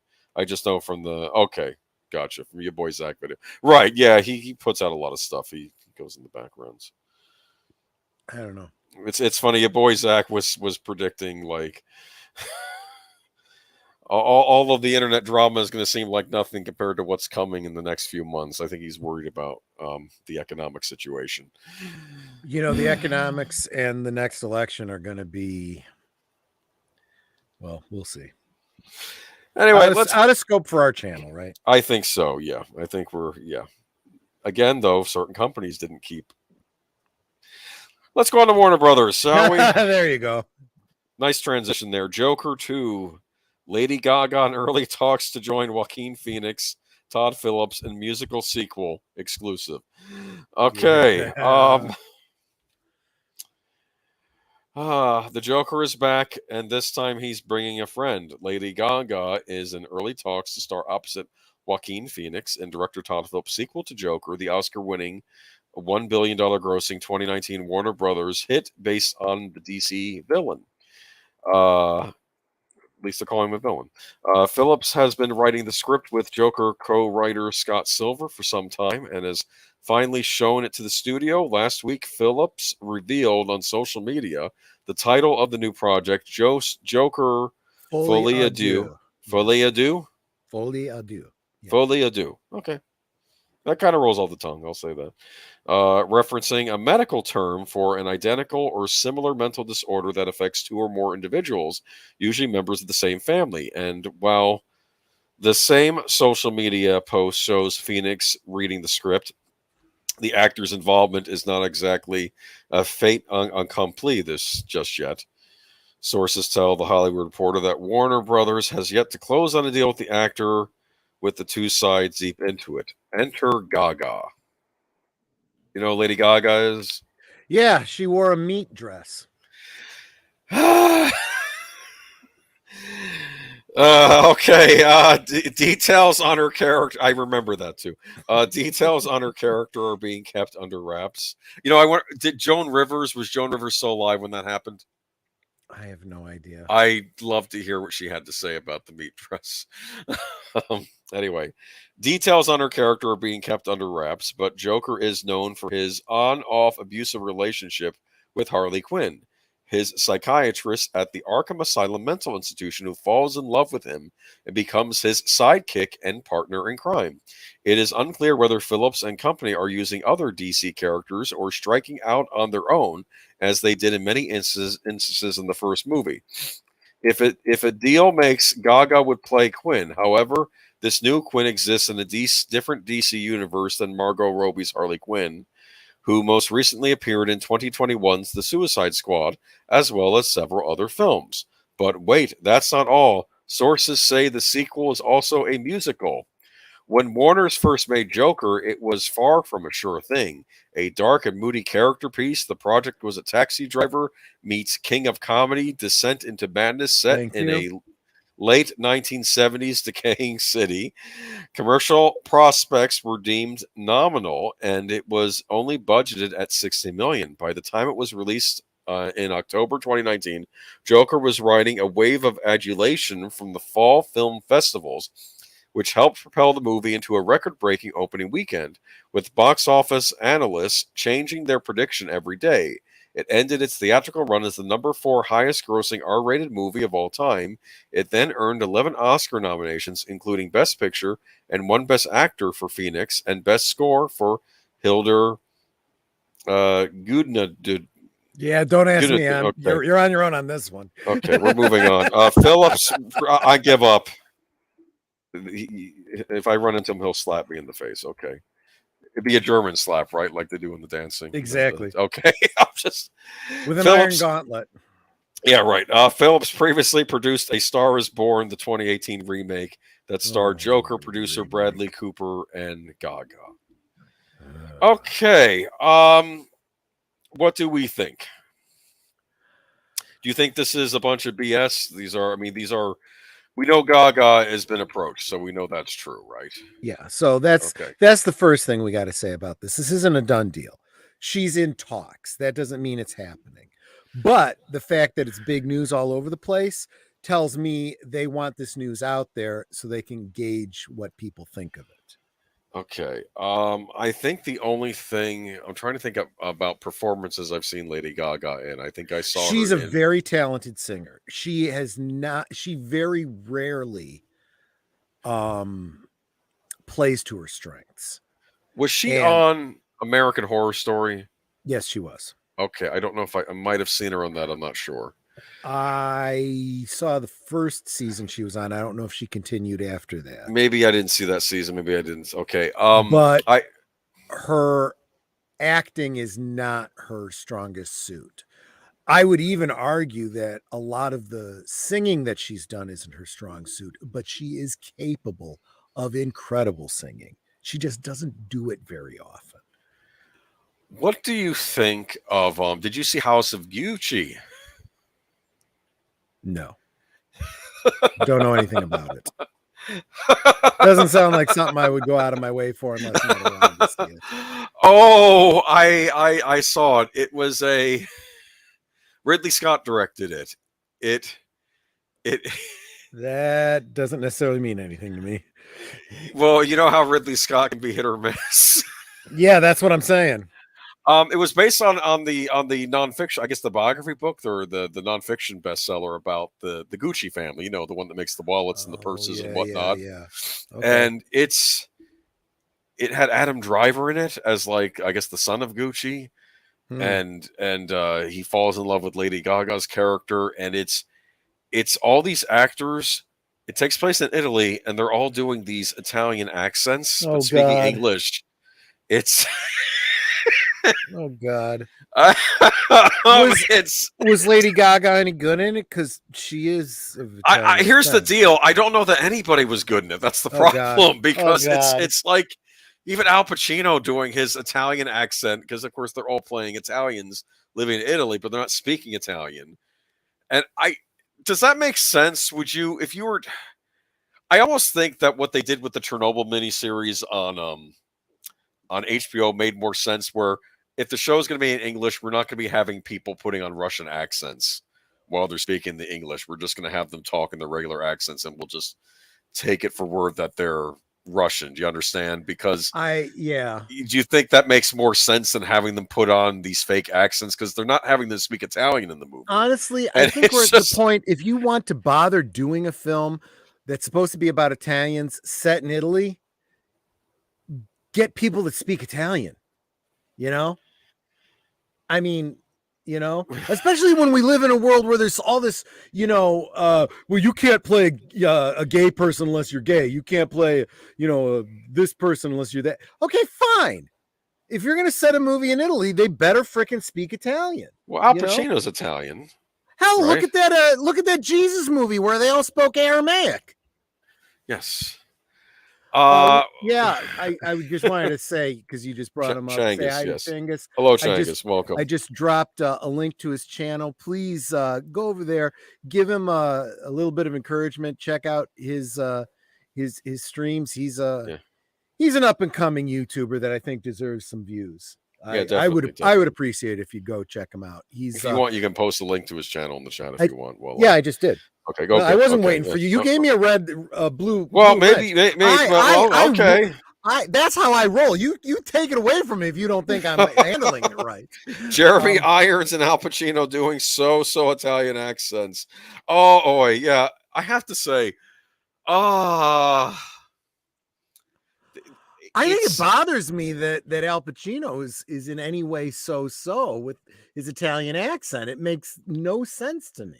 No, the real tour de force of that is Jared Leto's character in the movie, who I guess was wearing, and he looked like, and he completely changed his appearance. He looked frumpy, and he's like middle aged look. People argued he sounded like Super Mario. It is Italian. Madonna. I don't know what to make of House of Gucci because it's something else. That's also, and it's nearly 3 hours long too. Selma Hayek's in it. Oh, as like an Italian witch woman that I guess like a seer that the Lady Gaga character seeks the advice on. It's Boomer, I'm getting a headache. Let's not. Eventually, you know what? I'm sorry. Your homework for at some point is fuck House that. of Gucci. I will quit as your co-host if that's what you're going to start doing to me. You have to. God. No. Ridley Scott. He made Alien. Thelma and Louise. Don't you have a little respect for the man? Come on. Thelma and Louise. I actually didn't know that was Ridley Scott. No, he did House of Gucci. Anyway, we got off track, but anyway, that's what I've seen her in. Okay. And stop bringing up House of Gucci on my stream, Troy. I'm sorry. Okay. This is why I have a headache, people. Would you? Okay, this is all hypothetical rumor. Yeah. But would you see a Joker musical I with haven't seen the Lady first Joker Gaga. movie. Well, No. maybe you don't have to just to watch this. It's a No. musical. No, Would you see a because musical? I thought you liked musicals. it better be a damn good musical. No, I can't imagine it being a good musical. I mean, when I talk musical, I think of Robert Preston in The Music Man, right? I think of I don't know. I think of even Sandy Duncan in Peter Pan, but no, this would probably be at best that Les Miserables movie where nobody could sing, even the people who could sing. Ah. Yeah, no, Do you no, think no. that if they cast her, they're casting her for Harley Quinn, or would it be for some other role? Do you think? I guess it could be either. She could be the DA or something. I don't know, but I don't know what other role she could play. I mean, I feel like they could freaking do anything, right? Because this Joker seems so detached from everything else in the DC universe that I don't know. They could just make up characters for her to be, but at the other hand, I don't remember if I was on someone's stream talking about this. Maybe I was talking with talking deleted about on scenes on Friday with Friday. deleted scenes. Yeah, Yeah, yeah, we yeah. talked That's about what it it on was. there. I'm on so many streams, I forget who I'm talking to about what. But I feel like in this particular case, if they did a musical, going on what I understand of the first movie, you go with the unreliable narrator. And so this whole musical thing is just happening in his head. It's not really happening. In fact, I suppose if you really wanted to do a good Harley Quinn story, it's a musical that's happening in both of their heads that isn't happening in real life. They both, and that would tie into the title, right? They both see the world in as a big musical when that's not what's really happening from the point of view of everyone else at Arkham or You mean you could see the scene happening in real life and then seeing the musical version or something? Well, I mean, just like the first Joker movie, where some of the scenes are what was really happening, and some of it was In his his head, yeah, dramatized, imagined version of what yeah. was happening. All the musical numbers would be that stuff that's happening inside their heads. Actually, it would be kind of funny if you had them singing some kind of a duet, and it was a really good showstopper number. And then you see it from the point of view of one of the doctors, and they're both completely freaking off key. And it's like, what the fuck are they doing? Heard my name. What did I do? You were born. I'm No. sorry. And thank goodness for it, because Yeah, I know. you are a great contributor to the community. No, we were just talking about the The stream discussion last we had on Friday, Friday. That's and all. how Yeah. I thought we had talked about something, and I wasn't sure, and because Okay. I drink, those White Claws actually went to my head, and that's why my designated driver refreshed my memory about what we talked about on Friday. Anyway, let's move on to other news. I don't know. This is just an I don't know. A Joker Okay. musical. This is, and But let's not I'm leave getting DC Universe. Let's yes. continue to talk about what a shitstorm has Oh, been please raised over write. there. Write this ship already. But it sounds like they are. That kind of is why we're sharing this one. This is from Newsweek.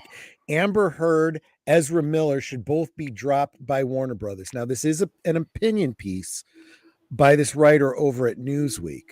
But the reason that's important is because when Newsweek comes out with an opinion like this, that tells you that the otherwise sympathetic, mainstream media who usually supports believe all women and LGBTQ everything and whatnot, when they turn on Amber Heard and Ezra Miller in this public a fashion, that pretty much tells you where the They winds of yeah. change are blowing.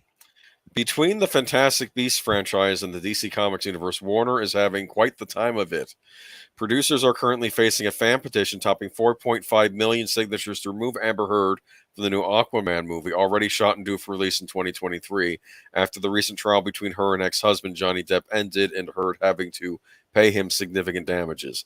Depp himself lost the role of Fantastic Beast Grindelwald to Mads Mikkelsen after he lost the defamation suit against UK newspaper The Sun, who called him a quote-unquote wife beater.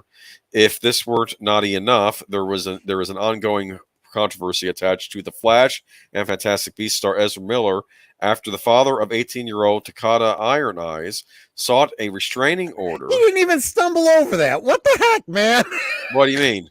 Every other name you stumbled over, that one you had absolutely no problem with. Just I hope and not. kept going. I just need to start saying things. Sought a restraining order against the actor. Miller has also had multiple run-ins with police and has been filmed appearing to choke a female fan in Iceland. It didn't look like he was appearing to choke her. The Flash is slated for release in June 2023. This is a disaster. We place these luminaries on special plinths, allowing them access to privilege and wealth. But shouldn't we take them down again when they transgress? What's the least we should expect of our stars? Not doing nasty criminal offenses. I think that's up there. Warner Brothers was swift to act when it decided Depp would be a bad fit for a family franchise based on J.K. Rowling's Wizarding World, but so far it has yet to officially comment on Heard's Aquaman and Justice League future, or how, if at all, Miller's latest exploits will affect the Flash release. The acting profession isn't undersubscribed. Producers could hire any number of performers without sinister controversy, dragging behind them like tin cans attached to a newlywed's car. But the mysterious pull of a film star, not to mention their financial clout, seems hard for studios to dismiss. Miller's case is obviously different to Heard's. Miller's volatile behavior hardly makes the actor a safe bet for the inevitable publicity circus that accompanies a big film release. Their performance may light up the screen, but if they're lighting up the screens of vulnerable teenagers in their downtime, do we want them to maintain a platform that allows this behavior to happen in the first place? You could separate art from the artist, sure.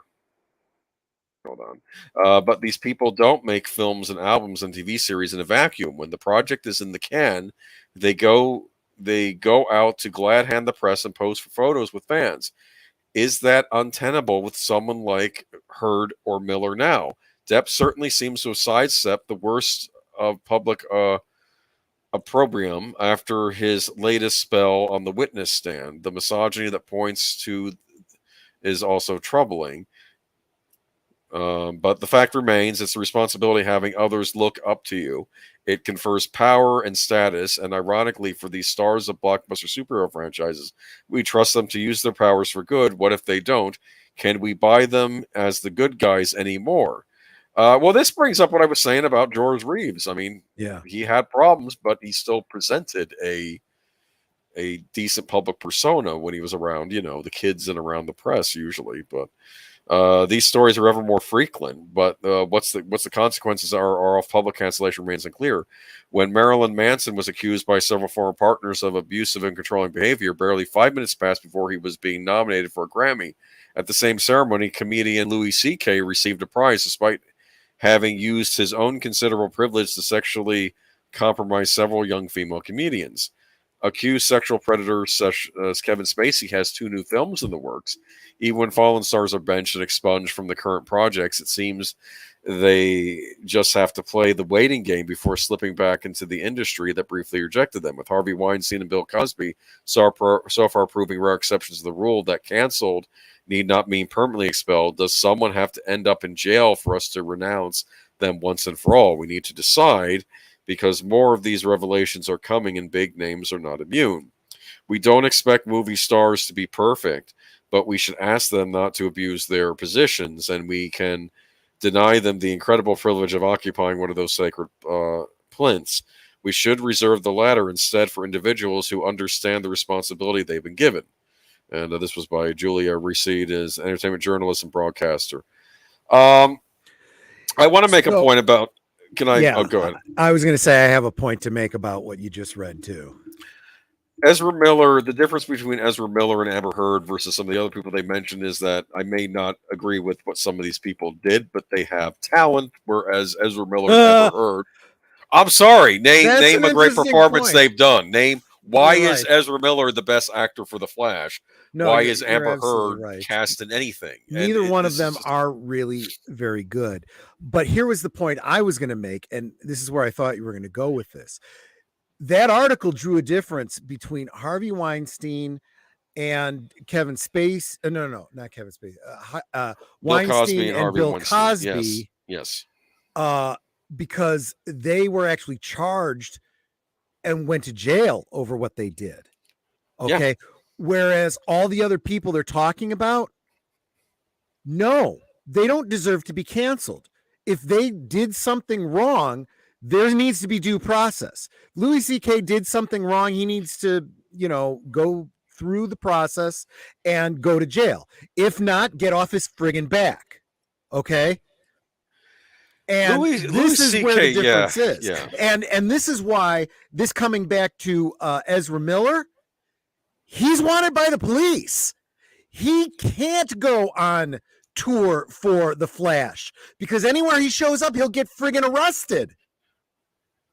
That's the problem. Amber Heard, she hasn't been charged with a crime, but she was charged in a civil case, and it was a very public one. She's gone through due process. She is a liar. Proven in a court of law. I like Stephen Ransom. Warner Brothers should do the Three Stooges as a reality show at their boardroom. Definitely with some of the previous members. I already know that some of the people responsible for this mess are gone. They're out of there now.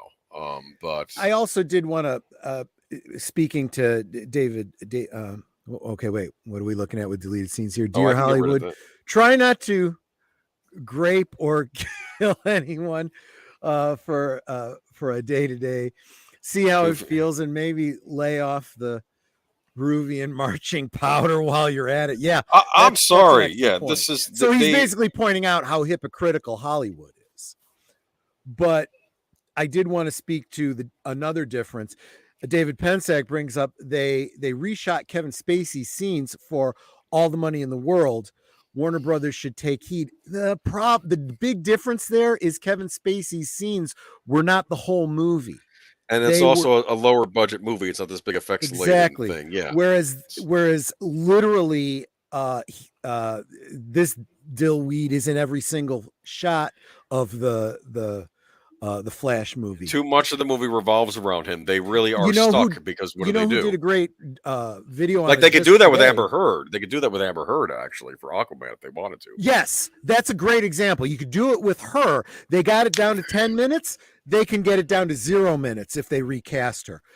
The difference is though, and I would recommend a video that just came out in the past 48 hours from Midnight's Edge. Did a great cover of why they're in such a pickle when it comes to the Flash and how refilming is only an option if they're willing to completely scrap the movie and start all over again. It wouldn't even be refilming the movie. It would be something entirely different. Deep fake Ezra's Flash. Yeah, legally can't do it. It could be it could be Mark Hamill's face. I'm kidding. That would be funny. That would actually no. Funny. He played the trickster, so that wouldn't work. He played the trickster. That's right. They legally can't do that. That's already been covered with the with a lawsuit related to Back to the Future 2 with Crispin Glover. They basically did that with him, and he sued and won. You cannot use somebody's performance in a film and put someone else's face over it without that being part of the agreement. Oh no. Yep. That's already established precedent in Hollywood and entertainment law. The Aquaman thing is a quick fix if they need to fix it at all. Yeah. She's only in 10 minutes. And because that's not a CG thing. That would just be literally there's also those scenes. As detestable of what I thought Heard was doing, there's a big difference between what she's done and what Ezra Miller did. I mean, she lied, she defrauded, but she's not actually. Ezra's doing some stuff he's going to see time for Aquaman. The only real cost would be you bring in another actress and pay her for it. You probably need Jason Momoa. If I understand the scenes as they were described, he needs to be in those scenes and redo them. And the special effects work because all of it's going to be done behind, against a green screen. Yeah, he could. But that's chump change for ensuring that their Aquaman 2 is a financial success. You could cast a no name in the part. You could do whatever you wanted. You could do what's her name? Emilia Clarke. That'd be fine. That is, I'm telling you, here's my prediction on this. Okay, we got to mark this one. Okay, for the Troy prediction reel or whatever. If they get her, you won't hear about it until the movie releases. It's going to be a cover up, big surprise, all the fans cheer moment. That's how they're going to do it. Stephen Ransom brings up a point. I want to comment on it, but he's a criminal. Doesn't that void his contract? Well, to be fair, he hasn't. Has he been charged or arrested yet? I know the police are looking for him. They have been unable to serve him. Yeah. So technically, he's not a criminal until he is tried and convicted. If he were tried and convicted and sent to jail, what would they be able to do? Or does this not count? Is the contract still? It entirely depends on what the contract says. There was a time where it was a standard right or in entertainment industry contracts that you had a morality clause. If you basically, you didn't even have to break the law. Any of this kind of stuff that Amber Heard and Ding Dong they decided to do and caused problems for the studio would be enough for them to drop them. They would just say, you've hurt our brand by doing something immoral that triggers the clause, you're out.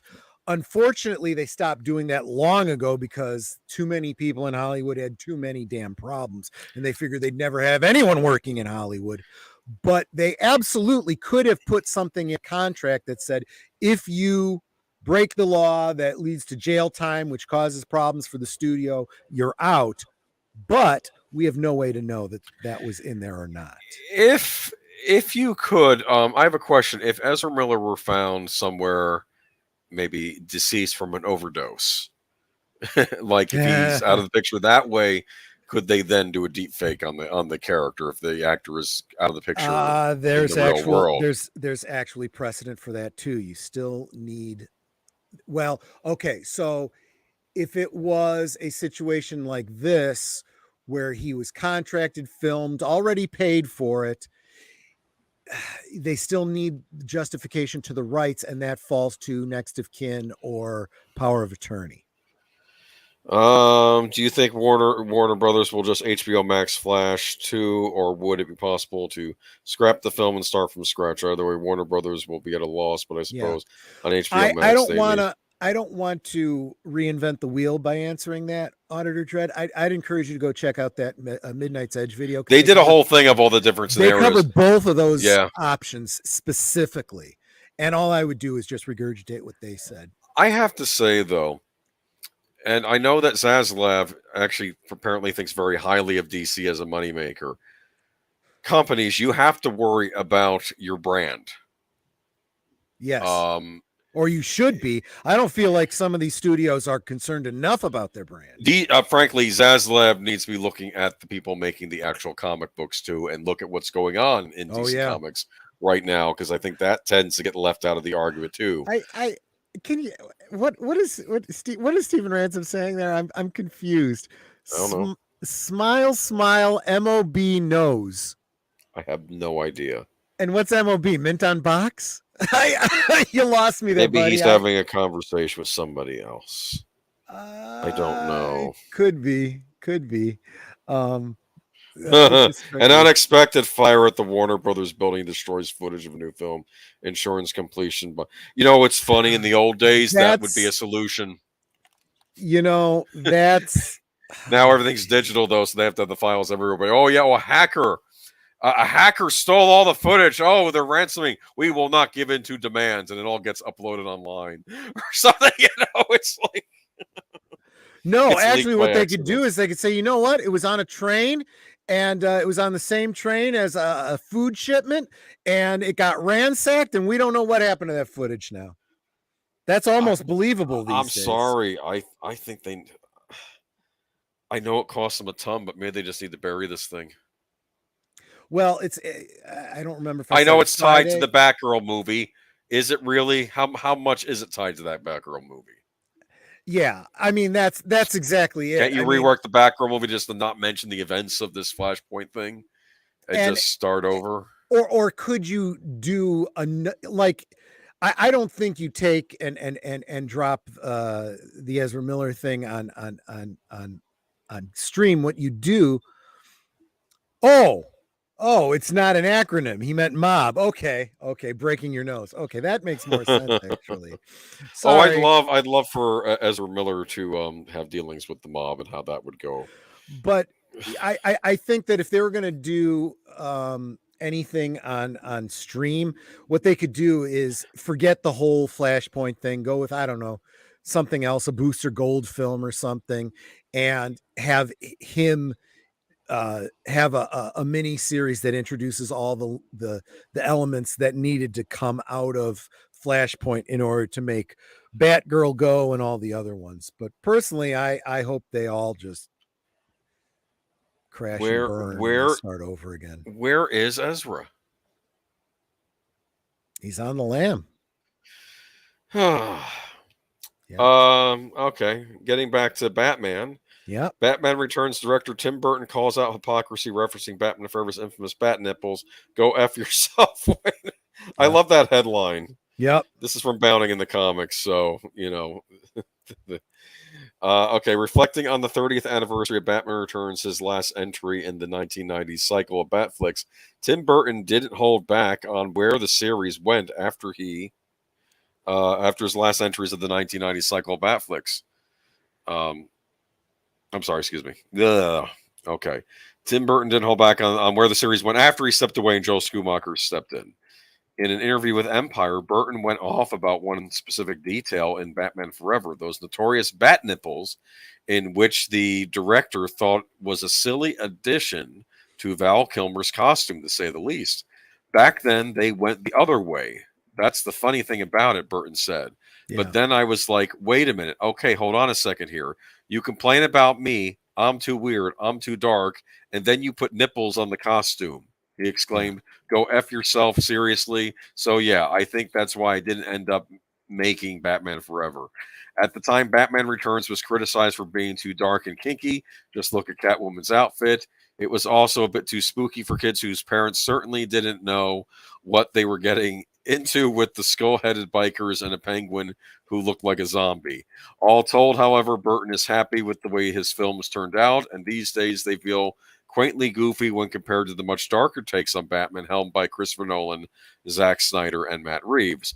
Burton definitely doesn't think Batman Returns is too dark. I'm not just overly dark, he said.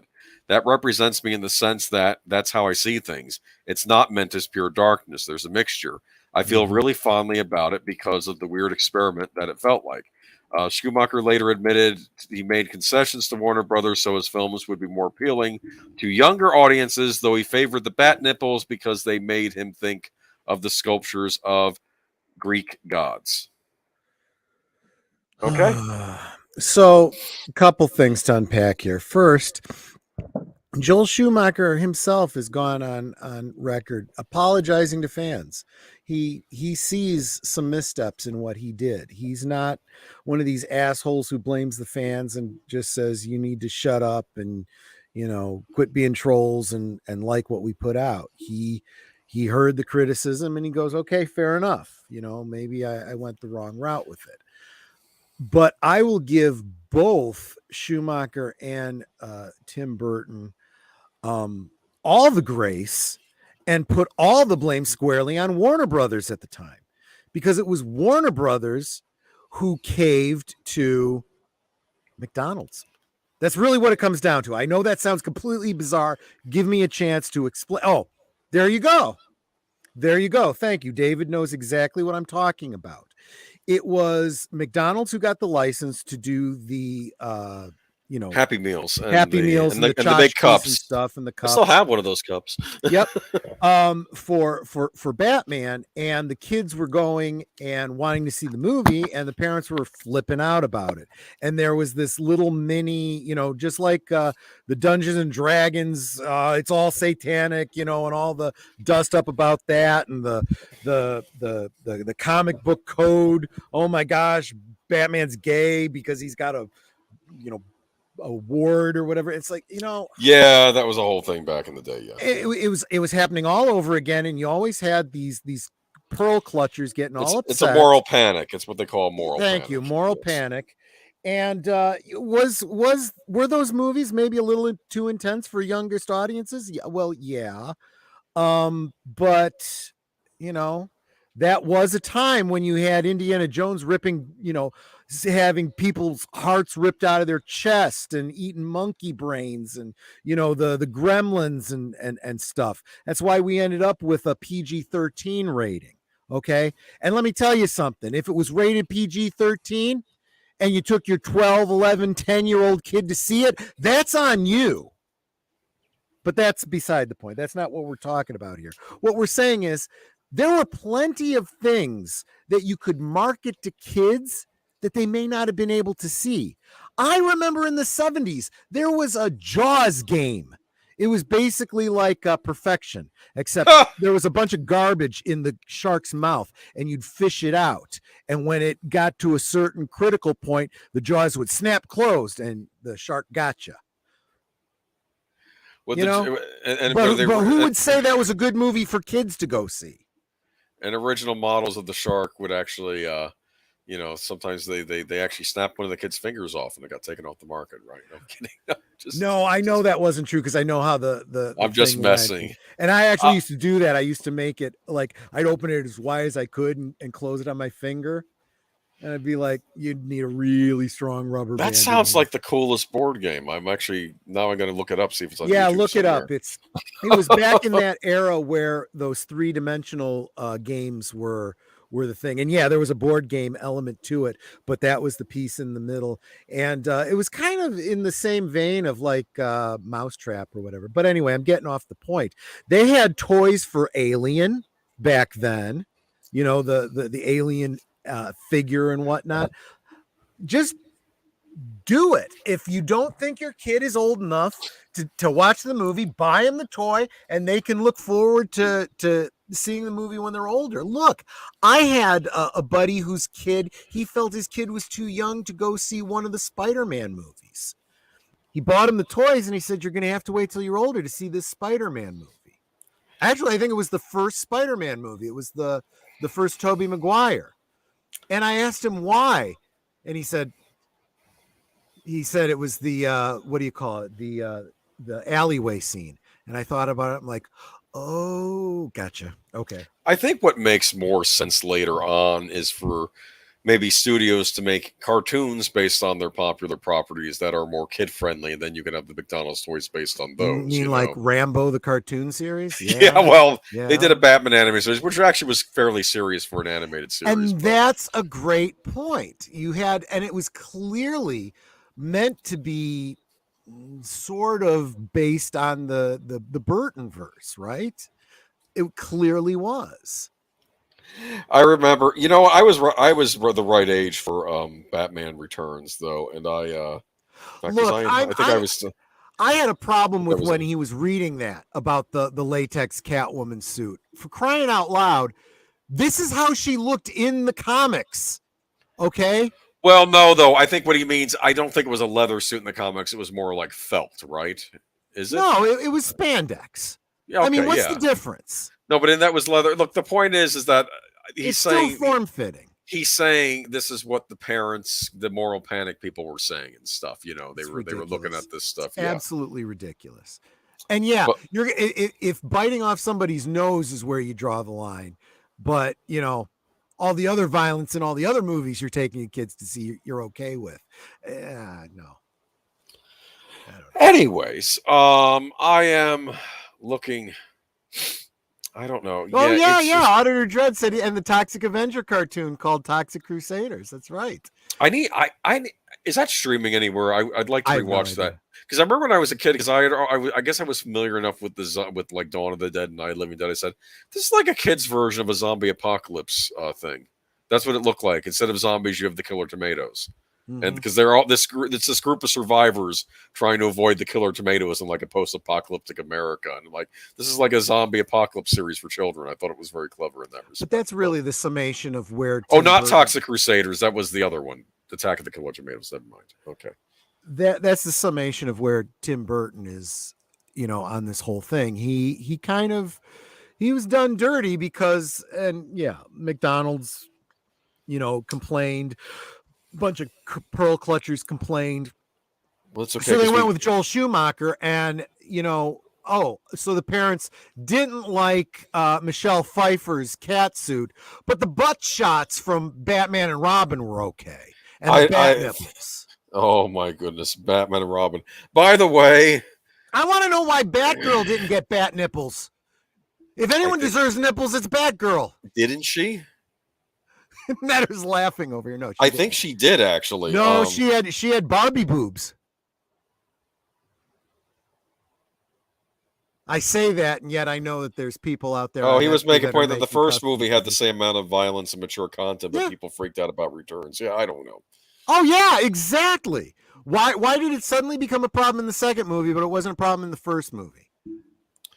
You know, and the second movie sold great for the first movie. Because the second movie took place at Christmas time. I don't know why. I want that Lee Majors Christmas movie. Yeah, that needs to happen. The one from Scrooge. Right? Yes. I did want to make a point though that I think maybe on your Friday night stream sometime, you do your reimagining the DC universe. Batgirl did have a butt shot. You're right, Auditor. I think at some point we need to do a rewatch of Batman Forever to see what it did right and what it did terribly wrong, because it was the first time we saw Robin on the big screen. Remember, that was the first time we saw Robin in a. If you're not counting the '60s Batman movie, only if you're up for it. I mean, did I ever tell you I had a buddy who auditioned for the role of Robin? No way. Yeah. He was not even in the consideration because he wasn't in the acting guild yet. So. Oh, okay. Still, that's neat though. It might have been an interesting casting call. Yeah. I'll tell you, he would have been perfect for the role. He really would have been. Yeah. I thought Chris O'Donnell was all right. I think I had other problems with the movie, but I didn't have a problem with him as Robin. As an older Robin. I don't know. Maybe you think differently. But. That was the problem. I felt he was too old for the role. Well, that was another thing. On Batman the Animated Series, Robin was college age. Dick Grayson was college age on Batman the Animated Series because the network censors or they says you cannot have Robin be a kid. So they showed him adopting him as a kid. Yeah. When they did the flashbacks and the one episode of Robin's Reckoning where you found out the origin of Robin. But they when he's Robin on the show, he's an adult. Now maybe you can infer that between then, maybe as a young boy he was Robin. Maybe he was putting on the suit when he was younger as well. But no, on the show he was like 18, 19 years old as Robin. Yeah. Because I think they got into trouble. Now when they did the follow-up Batman animated series, when they did not Jason Todd, who was the third one? Tim Drake. Yeah, Tim Drake. Tim Drake, they had him be the regular Robin age where he was like, 11 or like 10 or 11, So they had him, they were able to get away with it then, but they couldn't get away with it on the original anime series. They said Robin has to be older. Matt Inouye makes a great point. Wasn't Burt Ward in his like 30s or something like that when he played? Yes, but he was significantly shorter and he looked very young. And he was kind of getting away with playing a high school age. So and we weren't seeing his origin story, so we don't know how long he'd been Robin either. He played the character very young, very naive, very gee whiz Batman, So, yeah, his actual age isn't quite as important as what age he was playing, and actually could convince you that he was. The one interesting thing about the Robin on Batman the Animated Series, since he was in college, there was a reason why maybe he wasn't always out with Batman in every episode. You understand? So he would show up like every 5 episode or so. Robin would be tagging along, and then Batman would be doing solo things. And this kind of leads into something that Mr.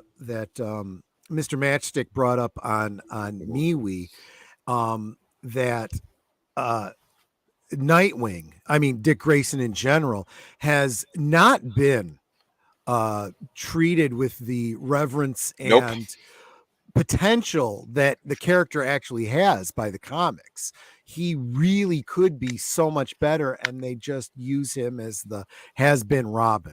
Yeah, he should really freaking be in the Justice League by now. Yeah, they've not been doing right by him, or even another team. A lot of great story potential has been overlooked by that. But you know what? It's not the late 80s in, the Teen Titans anymore, when those characters were really well written, Yeah.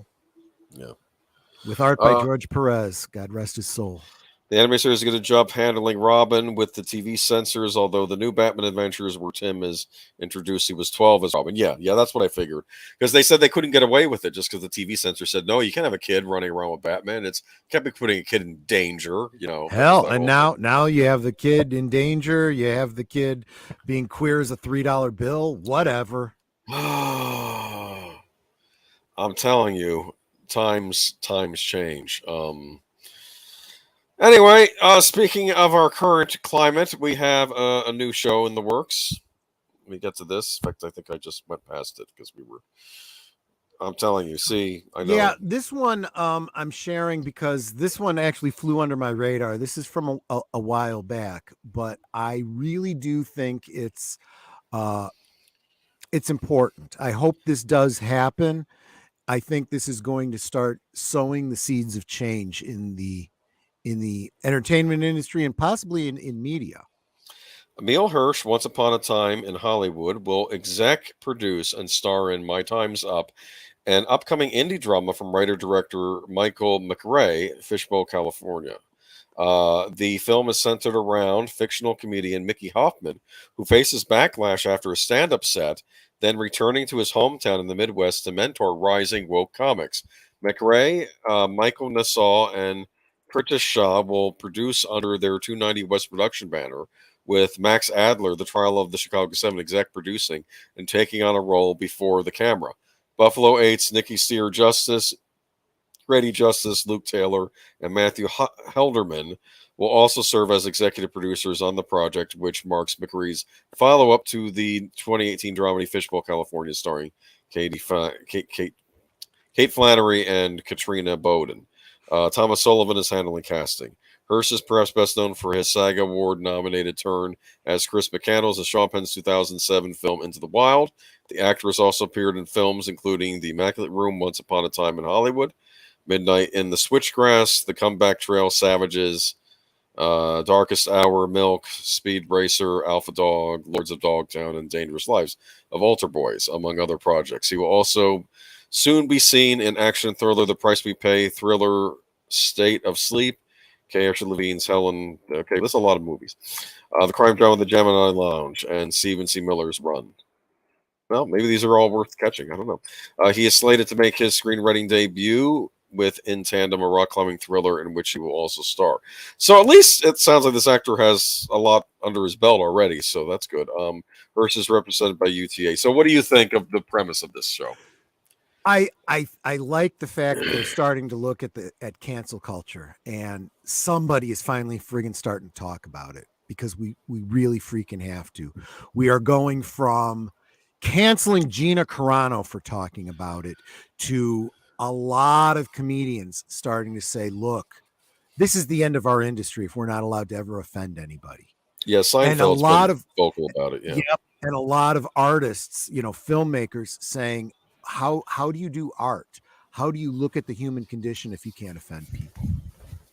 Some of the best works of cinema are intentionally offensive, and they need to be. If you just want everything to be, happy, joy, spoon feed me the ice cream, you're not making good content. Okay. Sometimes you got to eat the liver and onions and chew on it a little bit. Some people like liver and onions. I do. So yeah, we'll keep an eye on this project. Maybe when the trailer gets released, we can just wanted to also throw out that another producer on that is someone that I greatly admire, Tom Conkle, frequent contributor to Latino Slant and to Midnight's Edge. So there's another reason to support it. All right. I'll give it a look. Assuming, I mean, it's still in production, so I mean, I think it'll get made. I'm not worried about that. And really, even if it'll find a distributor somewhere, even if it's the Daily Wire of all places, you never know who might release it. Yeah. Okay. Yeah. New CNN not boss. Okay, new CNN boss. It's the last article. You don't want to assume his gender, do you?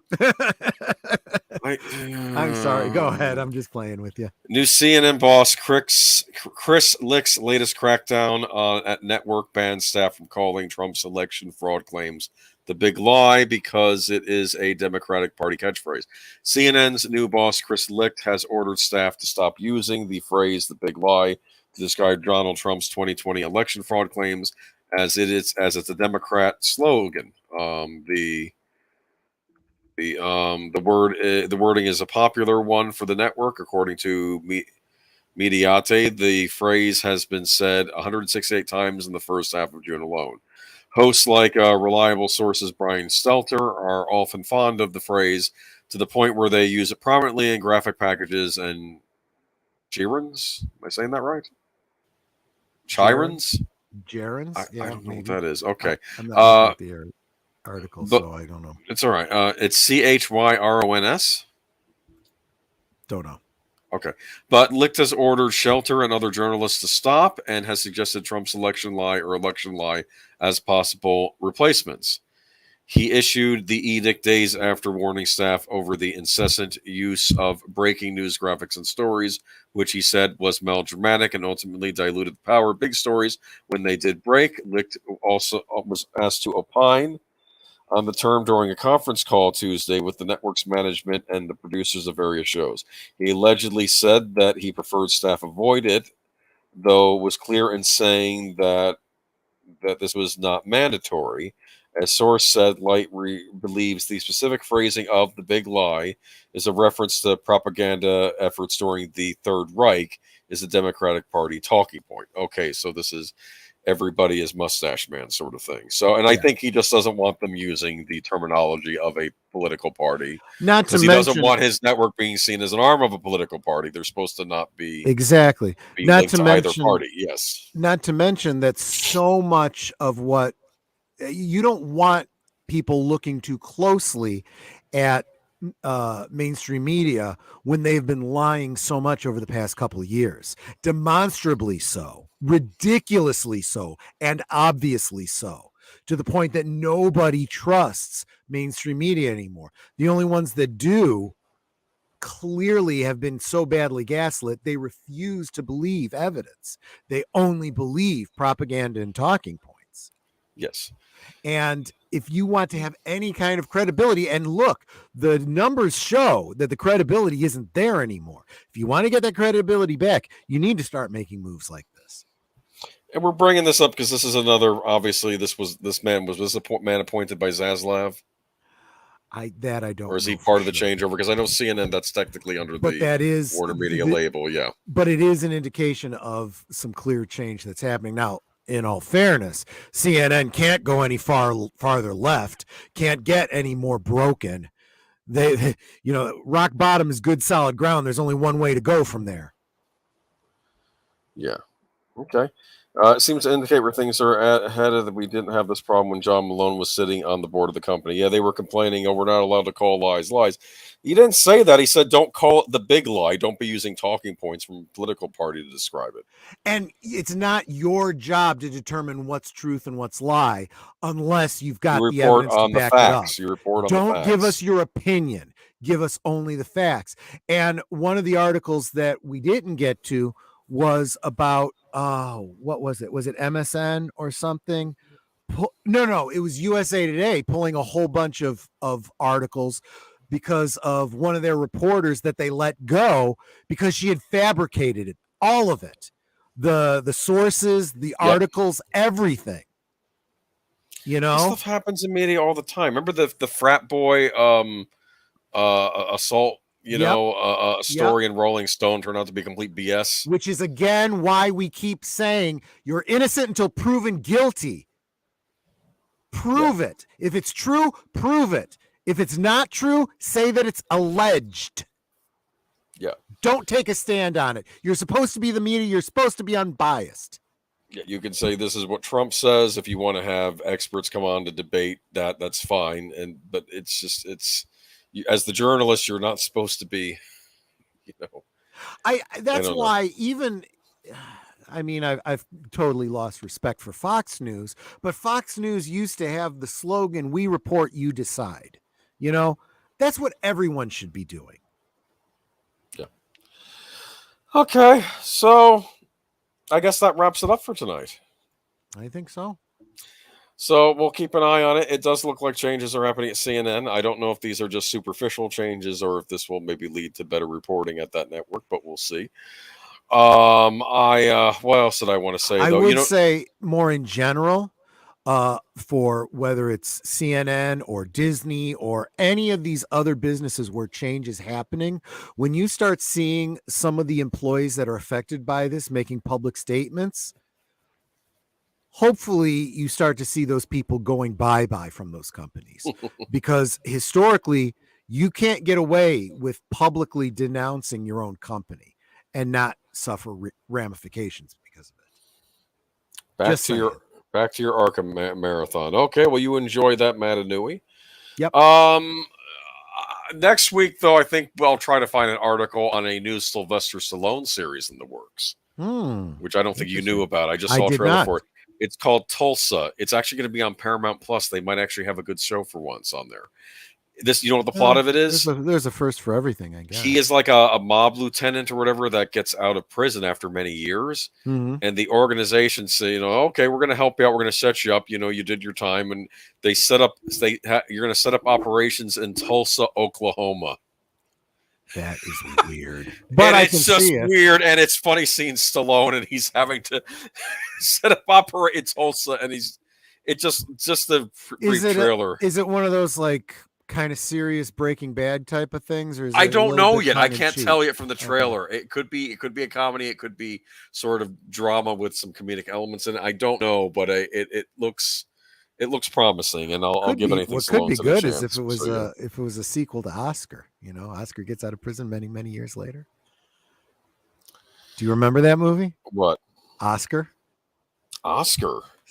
Yes, I do. Yeah, there you go. There you go. Age, are you playing with Shredder's Revenge via Switch or PS4? I have the Switch version right now. Switch version right now.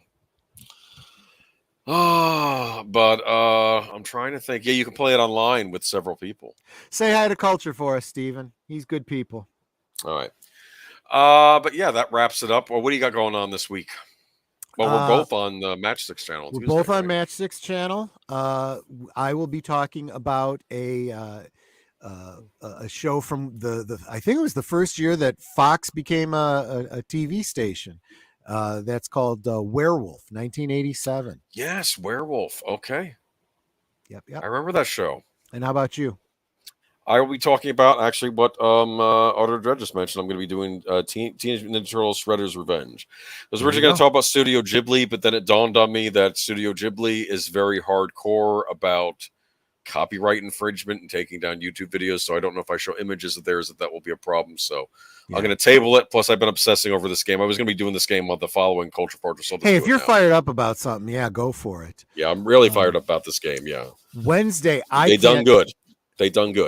Wednesday, is my D&D game, so I can't be there, but I kind of wish I could, because over on Soundtracks with Birdman, what are you guys going to be watching? We're going to be watching Birdman, and I am I've never seen Showgirls. I'll be watching it live for the first time myself, which is going to be tricky getting the sound in. Everybody's been asking for Showgirls. You want to see it Wednesday night over on Soundtracks with Birdman. They'll be talking about it. Yes. It's not, I don't think it's available streaming anywhere. I could be wrong. I think it's, you can listen to us do the commentary. Maybe it is somewhere finally, but I know that I got I have the Blu-ray of it. I've had it for a while. So. And you've never seen it? No. I've been meaning to, just haven't gotten around to it. Well, I shouldn't say anything because there's a lot of movies. DVDs. I have a lot of DVDs that I haven't gotten around to watching yet, including the last Scream movie that we talked about. Yeah, even Steven's agreeing with me. Ghibli doesn't play around, so I don't know if I'll do a Ghibli thing at some point or not. I was going to do them as an answer to Disney because people are, I'm sure parents are wondering what the heck do we do now, and of course there are other studios that make kids movie. In fact, I think there's a new Minions type movie coming out, a Despicable Me movie coming out in a couple of weeks, and I'm going to be curious how Lightyear stacks up against that.